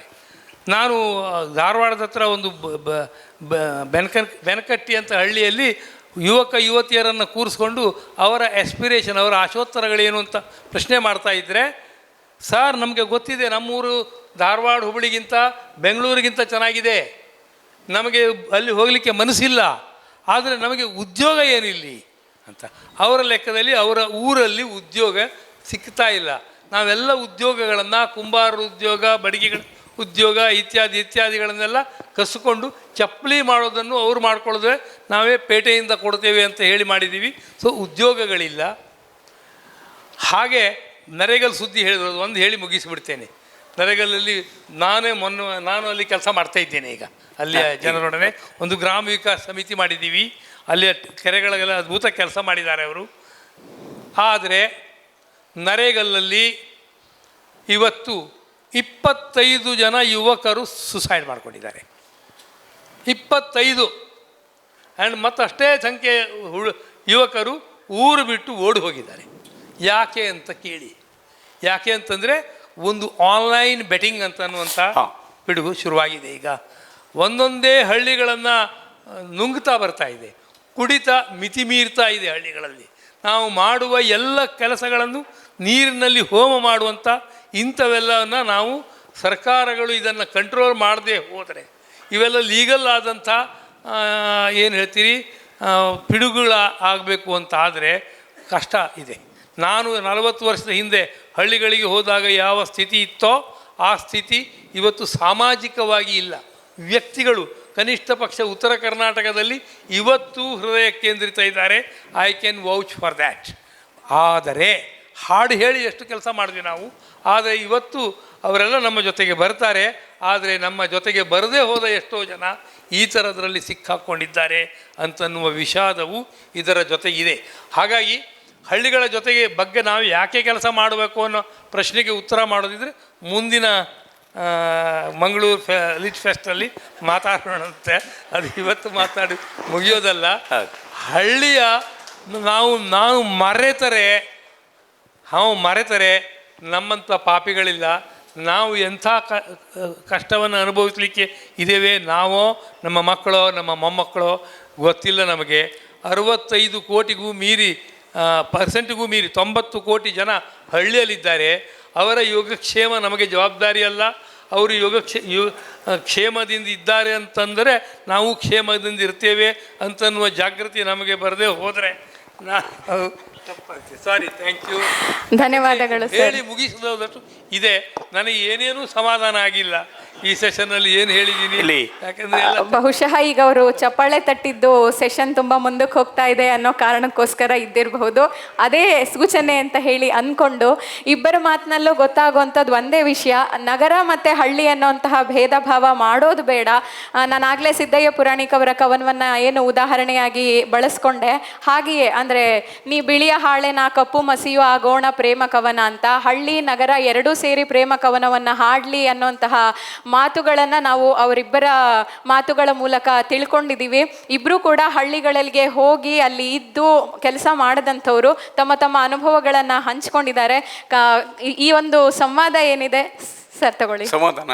ಸಮಾಧಾನ ಈಗ ಮುಗಿತಾ? ಪ್ರಶ್ನೆಗಳು ಒಂದು ಇಲ್ಲ ಎರಡು. ಒಂದು ನಮ್ಮ ಪುಸ್ತಕ ಬೇಕಾದವರು ಯಾರು ಇದ್ರೆ ನನ್ನ ಹತ್ರ ಕೇಳಬಹುದು. ನಾನು 6 ತಂದಿದ್ದೀನಿ. ಯಾರಾದರೂ ಇದ್ದರೆ ಕೊಂಡ್ಕೊಳ್ಬಹುದು. ಇದರಲ್ಲಿ ಹೆಚ್ಚಿನ ಕಥೆ ಇದೆ. ನಾನು ನಮ್ಮ ಹಳ್ಳಿಗಳು ಹೇಗಿದೆ ಅಂತ ಹೊಸ ತಲೆಮಾರಿ ತೋರಿಸೋ ಒಂದು ಪ್ರಯೋಗ ಶುರುವಾಯಿತು 2014ರಿಂದ. ಕಾನ್ಮನೆ ಅಂತ ಒಂದು ಮಾಡಿದೆ, ನಿಸರ್ಗ ಜ್ಞಾನ ಕೇಂದ್ರ ಅಂತ. ಹೆಚ್ಚಾಗಿ ನಮಗೆ ಖುಷಿ ಸಂಗತಿ ಅಂದರೆ, ನಾನು ಉತ್ತರ ಕರ್ನಾಟಕ, ಹೈದರಾಬಾದ್ ಕರ್ನಾಟಕ, ಬೇರೆ ಹೆಚ್ಚಾಗಿ ಬೆಂಗಳೂರು ಮೈಸೂರು ಕಡೆಯವರು ಬರ್ತಾರೆ. ವರ್ಷಕ್ಕೊಂದು 10-12 ಸಾವಿರ ಮಕ್ಕಳು ಬರ್ತಾರೆ ನಮಗೆ. ಆ ಮಕ್ಕಳನ್ನು ಹಳ್ಳಿಗೆ ಕರ್ಕೊಂಡು ಹೋಗ್ತೀವಿ, ಒಳ್ಳೇದು ಯಾವುದಿದೆ ಅಂತ ತೋರಿಸ್ಬಿಟ್ಬಿಡ್ತೀವಿ ಅಷ್ಟೇ. ಆಮೇಲೆ ಮುಂದಿನದು ಅವ್ರನ್ನ ಬದಲಾವಣೆ ಮಾಡೋಕ್ಕೆ ಒಂದು 3 ದಿವಸ ಇಟ್ಕೊಂಡು ಅವ್ರನ್ನ ತೋರಿಸಿಬಿಟ್ಬಿಡ್ತೀವಿ. ಹಾಗೆ ಪ್ರತಿ ವರ್ಷ ಒಂದು 10-12 ಸಾವಿರ ಮಕ್ಕಳಿದಾರಲ್ಲ, 7ನೇ ಕ್ಲಾಸಿನ 9ನೇ ಕ್ಲಾಸಿನ ಮಕ್ಕಳು, ಅವರಿಗೆ ನಮ್ಮ ಹಳ್ಳಿಯನ್ನು, ಪರಿಸರ ಒಳ್ಳೆಯದೇನಿದೆ ಅಂತ ನಮ್ಮೂರ ಗಾಳಿಯನ್ನು, ಕಷಾಯವನ್ನು, ಬೆಲ್ಲವನ್ನು ತೋರಿಸಿ ಆ ಕಡೆ ಬೆಂಗಳೂರು ಹೋಗುವಾಗ ಅಳುತ್ತಾರೆ. ನಮಗನ್ಸುತ್ತೆ ಆ ಬೇರುಗಳು ಯಾವತ್ತಾರು ಬರ್ಬೋದು ವಾಪಸ್ಸು ಅಂತ. ನಾವೆಲ್ಲರೂ ಆ ರೀತಿಯದೊಂದು ಬೇರಿಗೆ ಹಿಂತಿರುಗೋಣ ಅನ್ನುವಂತಹ ಮಾತಿನೊಂದಿಗೆ ಇವತ್ತಿನ ಕಾರ್ಯಕ್ರಮವನ್ನು ಮುಗಿಸ್ತಾ ಇದ್ದೀವಿ. ಒಂದು ಪ್ರಶ್ನೆಗೆ ಅವರು ಪ್ರಶ್ನೆ ಕೇಳ್ತೀನಿ ಅಂತ ಹೇಳಿದ್ರು. ಪ್ರಶ್ನೆ ಕೇಳ್ಬೋದು. ನನ್ನ ಹೆಸರು ಉದಯ್ ಕುಮಾರ್ ಹಬ್ಬು ಅಂತ. ಪ್ರಕಾಶ್ ಭಟ್ಟರ ಪುಸ್ತಕನ ಓದಿದ್ದೇನೆ. ಬಹಳ ಅಂದರೆ ಎಲ್ಲ ಯುವಕರು ಓದಬೇಕಂತ ಪುಸ್ತಕ. ಅವರಿಗೆ ಕಾಂಪ್ಲಿಮೆಂಟ್ ಮಾಡಲಿಕ್ಕೆ ನಾನು ಹೇಳ್ತಾ ಇದ್ದೇನೆ. ಅವರು ವೆಟರ್ನರಿ ಡಾಕ್ಟರ್ ಆಗಿ ಆ ಉದ್ಯೋಗಕ್ಕೆ ಹೋಗದೇನೆ ಗಾಂಧೀಜಿಯವರ ಶಿಷ್ಯರ ಮಾತು ಕೇಳಿ ಉತ್ತರ ಭಾರತಕ್ಕೆ ಹೋದರು. ಅಲ್ಲಿ ಸಮಾಜ ಸೇವೆಯ ತರಬೇತಿ ಪಡೆದು ಅವರು ಉತ್ತರ ಕನ್ನಡ ಜಿಲ್ಲೆಯ ದಾಸಹಳ್ಳಿಗೆ ಬಂದರು. ಅಲ್ಲಿ ಹಳ್ಳಿಯ 5,000 ಜನ ಹಳ್ಳಿಯವರನ್ನು ಆರ್ಥಿಕವಾಗಿ ಮೇಲ್ಮಟ್ಟಕ್ಕೆ ಬರುವಂಥ ಪ್ರಯತ್ನ ಮಾಡಿದರು. ಅಲ್ಲಿ ಕುಡಿತಾ ಇದ್ದರು, ಉದ್ಯೋಗ ಇರಲಿಲ್ಲ, ತುಂಬ ಬಡತನ ಇತ್ತು, ಹಸಿರು ಸಾಯ್ತಾ ಇದ್ದರು, ಮನೆ ಇರಲಿಲ್ಲ. ಅಂಥ 5,000 ಜನ ಕುಟುಂಬಗಳಿಗೆ ಪ್ರಕಾಶ್ ಭಟ್ರು ಹೋಗಿ 10-20 ವರ್ಷ ಕೆಲಸ ಮಾಡಿ ಅವರೊಂದಿಗೆ ಒಂದಾಗಿ, ಅವರು ಸೇವೆ ಮಾಡಿಕೊಂಡು ಬಾಸಾಗಿ ಹೋಗಲಿಲ್ಲ, ಅವರು ಒಟ್ಟಿಗೆ ಒಂದಾಗಿ ತಾಲೂಕು ಹಳ್ಳಿಯವನ್ನಾಗಿ ಆ ಹಳ್ಳಿಯ ಉದ್ಧಾರ ಮಾಡಿದ್ದಾರೆ. ಖಂಡಿತ ನಾನು ಅವರನ್ನು ನಮಸ್ಕಾರ ಹೇಳ್ತೇನೆ. ಮತ್ತು ಗಾಂಧೀಜಿಯವರ ಮಾನಸ ಪುತ್ರ ಅಂತ ನಾವು ಹೇಳ್ತಾ ಇದ್ದೇನೆ. ಗಾಂಧೀಜಿಯವರು ಹೇಳುವಂಥ ಏನು ಗ್ರಾಮ ಸ್ವರಾಜ್, ಪಂಚಾಯತ್ ರಾಜ್, ಅದನ್ನು ಕಾರ್ಯಗತ ಮಾಡಿದವರು ನಮ್ಮ ಡಾಕ್ಟರ್ ಪ್ರಕಾಶ್ ಭಟ್ರು. ಖಂಡಿತ ಅವರ ಪುಸ್ತಕದಲ್ಲಿ ಅವರೆಲ್ಲ ಅನುಭವಗಳ ದಾಖಲೆ ಇದೆ, ಅದನ್ನ ಓದೋಣ ಸರ್. ಅನುವಾದ ಮಾಡಿ ಪ್ರತಿಯೊಬ್ಬ ಯುವಕರು ಓದುವಂತೆ ಆಗಬೇಕು. ಒಂದು. ಎರಡನೇದಾಗಿ ನಮ್ಮ ಕಳವೆಯವರು ನಜೀರ್ ಸಾಬ್ ಅಂತ ಇದ್ರಲ್ಲ ಮಂತ್ರಿಗಳು, ನೀರು ಮಂತ್ರಿ ಅಂತ ಹೇಳ್ತಾ ಇದ್ರು ನಜೀರ್ ಸಾಬ್ರಿಗೆ. ಅದೇ ರೀತಿಯಲ್ಲಿ ಕಳವೆಯರು ಕೂಡ ನೀರು ಮನುಷ್ಯ. ಇಡೀ ಉತ್ತರ ಕರ್ನಾಟಕಕ್ಕೆ ನೀರು ಇರುವಾಗ ಅವರು ಸ್ವತಃ ಹೋಗಿ ಹಳ್ಳಿಗಳಿಗೆ ಮಾರ್ಗದರ್ಶನ ಮಾಡಿ ನೀರನ್ನು ಒದಗಿಸಿದ್ದಾರೆ. ಅತ್ಯಂತ ಹೊತ್ತು ಕೆಲಸ. ಇಂಥ ವ್ಯಕ್ತಿಗಳು ಪ್ರತಿಯೊಬ್ಬರು ಒಬ್ಬ 100 ಜನ ಆಗ್ಬಿಟ್ರೆ, ಡಾಕ್ಟರ್ ಪ್ರಕಾಶ್ ಭಟ್ ಪ್ರಶ್ನೆ ಕಳವೆ ಭಟ್ರು 100 ಜನ ಆದ್ರೆ ಇಡೀ ಭಾರತ ಇಲ್ಲ. ಅವ್ರ ಬಗ್ಗೆ ಇಡೀ ಸಭೆಯಲ್ಲಿರೋರು ಎಲ್ರಿಗೂ ಕೂಡ ಅವ್ರ ಬಗ್ಗೆ ತುಂಬಾ ಗೌರವ ಇದೆ. ಅವರ ಎಲ್ಲ ವಿಚಾರಗಳು ಕೂಡ ನಮ್ಮೆಲ್ರಿಗೂ ಕೂಡ ತಿಳಿದಿದೆ, ಪೇಪರ್ ಅಲ್ಲಿ ಓದಿದೀವಿ, ಎಲ್ಲ ಮಾಡಿದೀವಿ ಸರ್. ಹಾಗಾಗಿ ನಿಮ್ ಹಾಗೇನೆ ಎಲ್ಲರೂ ಅಭಿಪ್ರಾಯ ಹೇಳೋದಕ್ಕೆ ಅಂತ ಹೇಳಿ ತಯಾರಿದ್ದಾರೆ. ಆದ್ರೆ ಮುಂದಿನ ಸೆಷನ್ಗೆ ನಾವು ಜಾಗ ಮಾಡ್ಕೊಡ್ಬೇಕಾಗಿದೆ. ಹಾಗಾಗಿ ಒಂದು ವಾಕ್ಯದಲ್ಲಿ ಹೇಳಿ ಮುಗಿಸೋದಾದ್ರೆ, ಈಗ ನೀವು ಹಳ್ಳಿಯನ್ನು ಇಂಪ್ರೂವ್ ಮಾಡಿದ್ದೀರಲ್ಲ, ಈಗ ಹೋಗಿ ನೋಡಿದ್ದೀರಾ, ಈಗ ಅವ್ರ ಸ್ಥಿತಿ ಹೇಗಿದೆ ದಯವಿಟ್ಟು ಹೇಳ್ತೀರಾ? ಹೇಳ್ಬೇಕಾ? ಈಗ 2 ವಾಕ್ಯ. ಯಾವ ಕೆಲಸವೂ ಮಾಡಿ ಮುಗೀತು ಅಂತ ಇರುವುದಿಲ್ಲ. ಕಟ್ಟಿ ಮುಗೀತು ಇನ್ನೂ ಇಲ್ಲ, ಹಳ್ಳಿ ಹೀಗೆ ಇರ್ತದೆ ಅಂತ ಹೇಳಿದರೆ ನಮ್ಮಷ್ಟು ಇವತ್ತಿದ್ದದು. ಈಗ ಕುಡ್ತಾ ಬಿಡಿಸೋದಂತೂ ಇಷ್ಟು ಫ್ಲೂಯಿಡ್ ಇರ್ತದಲ್ಲ, ಇವತ್ತು ಎಲ್ಲರೂ ಕುಡ್ತಾ ಬಿಟ್ಟರು ನಾಳೆಗೆ ಹೋದರೆ ಮತ್ತೆ ಶುರುವಾಗಿರ್ತದೆ. ಹಾಗೆ ಮರಗಳನ್ನು ನೆಡ್ತಾರೆ, ಮರಗಳನ್ನು ಕಡಿತಾರೆ, ಏನೇನೋ ಆಗ್ತಾ ಇರ್ತದೆ. ಆದರೆ ನಾನು ಮೊನ್ನೆ ಒಬ್ಬ ಯುವಕ ಬಂದವನು ನೆನಪಿಸಿದ, ಆತನ ತಂದೆ ಬದುಕಿಲ್ಲ. ಆತನಿಗೆ ಹೇಳ್ತಾ ಇದ್ದ, ನಾನು ತಂದೆಗೆ ಒಂದು ಶರ್ಟ್ ಕೊಟ್ಟಿದ್ದಂತೆ, ಆ ಶರ್ಟನ್ನು ಅವರು ಹಾಗೆ ಇಟ್ಕೊಂಡಿದ್ದಾರಂತೆ, ಇವತ್ತು ಇದೆ ಅಂತ. ಅದು ಇಷ್ಟು ಸಾಕು ನನಗೆ. ಈ ಹಳ್ಳಿಯಲ್ಲಿ ಕೆಲಸ ಮಾಡುವಾಗ ಸಿಕ್ಕುವ ಹಲವಾರು ತೃಪ್ತಿಗಳಲ್ಲಿ ಇದೊಂದು. ಅವನ್ನೆಲ್ಲ ಹೇಳಲಿಕ್ಕೆ ಆಗಲಿಲ್ಲ ಇಲ್ಲಿ. ಆದ್ದರಿಂದ ಕೆಲಸ ಮಾಡ್ತಾ ಇರೋದೇ ನಾವು ಸ್ನಾನ ಮಾಡಿದ ಹಾಗೆ, ದಿನವೂ ಸ್ನಾನ ಮಾಡಬೇಕು. ಧನ್ಯವಾದಗಳು ಸರ್. ನಿಮ್ಮಿಬ್ಬರ ಅನುಭವಗಳನ್ನು ಇನ್ನೂ ಕೇಳುವಂತಹ ಆಸೆ ಇದೆ. ಅದನ್ನು ನೀವು ಹೇಳಿದ ಹಾಗೆ ಮುಂದಿನ ಮಂಗಳೂರು ಲಿಟ್ ಫೆಸ್ಟಲ್ಲಿ 8ನೇ ಆವೃತ್ತಿಯಲ್ಲಿ ಕೇಳಿ ತಿಳಿಯೋಣ ಅನ್ನೋಂಥದ್ರ ಜೊತೆಗೆ ಕಾರ್ಯಕ್ರಮದಲ್ಲಿ ಭಾಗವಹಿಸಿದ್ದಕ್ಕೆ ಇಬ್ಬರಿಗೂ ಧನ್ಯವಾದಗಳನ್ನು ಸಲ್ಲಿಸ್ತಾ ಇದ್ದೀನಿ. ನಮಸ್ತೆ. ಒಂದು ನಿಮಿಷ, ಧನ್ಯವಾದಗಳು. ಈ ಚರ್ಚೆಯ ಬಗ್ಗೆ ಇರುವ ಪ್ರಶ್ನೆ: ಚರ್ಚೆಯ ಪ್ರಾರಂಭದಲ್ಲಿ ಯಾರ ಕವಿತೆಯ ಸಾಲುಗಳನ್ನು ನೆನೆಸಿಕೊಳ್ಳಲಾಯಿತು? ಸರಿಯಾದ ಉತ್ತರ ಕೊಟ್ಟ ಸುಮಾ ಅವರಿಗೆ ಡಾಕ್ಟರ್ ಪ್ರಕಾಶ್ ಭಟ್ ಅವರು ಪುಸ್ತಕ ಕೊಡಬೇಕಾಗಿ ಕೇಳಿಕೊಳ್ಳುತ್ತೇನೆ. ಈಗ ನಾನು ಡಾಕ್ಟರ್ ಸುಧಾ, ಆಯುರ್ವೇದಿಕ್ ತಜ್ಞೆ, ಪುತ್ತೂರು, ಇವರು ಚರ್ಚೆಯಲ್ಲಿ ಭಾಗವಹಿಸಿದ ಶಿವಾನಂದ ಕಳಬೆ, ಡಾಕ್ಟರ್ ಪ್ರಕಾಶ್ ಭಟ್ ಮತ್ತು ಅರ್ಚನಾ ಆರ್ಯ ಅವರಿಗೆ ನೆನಪಿನ ಕಾಣಿಕೆ ಕೊಡಬೇಕಾಗಿ ಕೇಳಿಕೊಳ್ಳುತ್ತೇನೆ.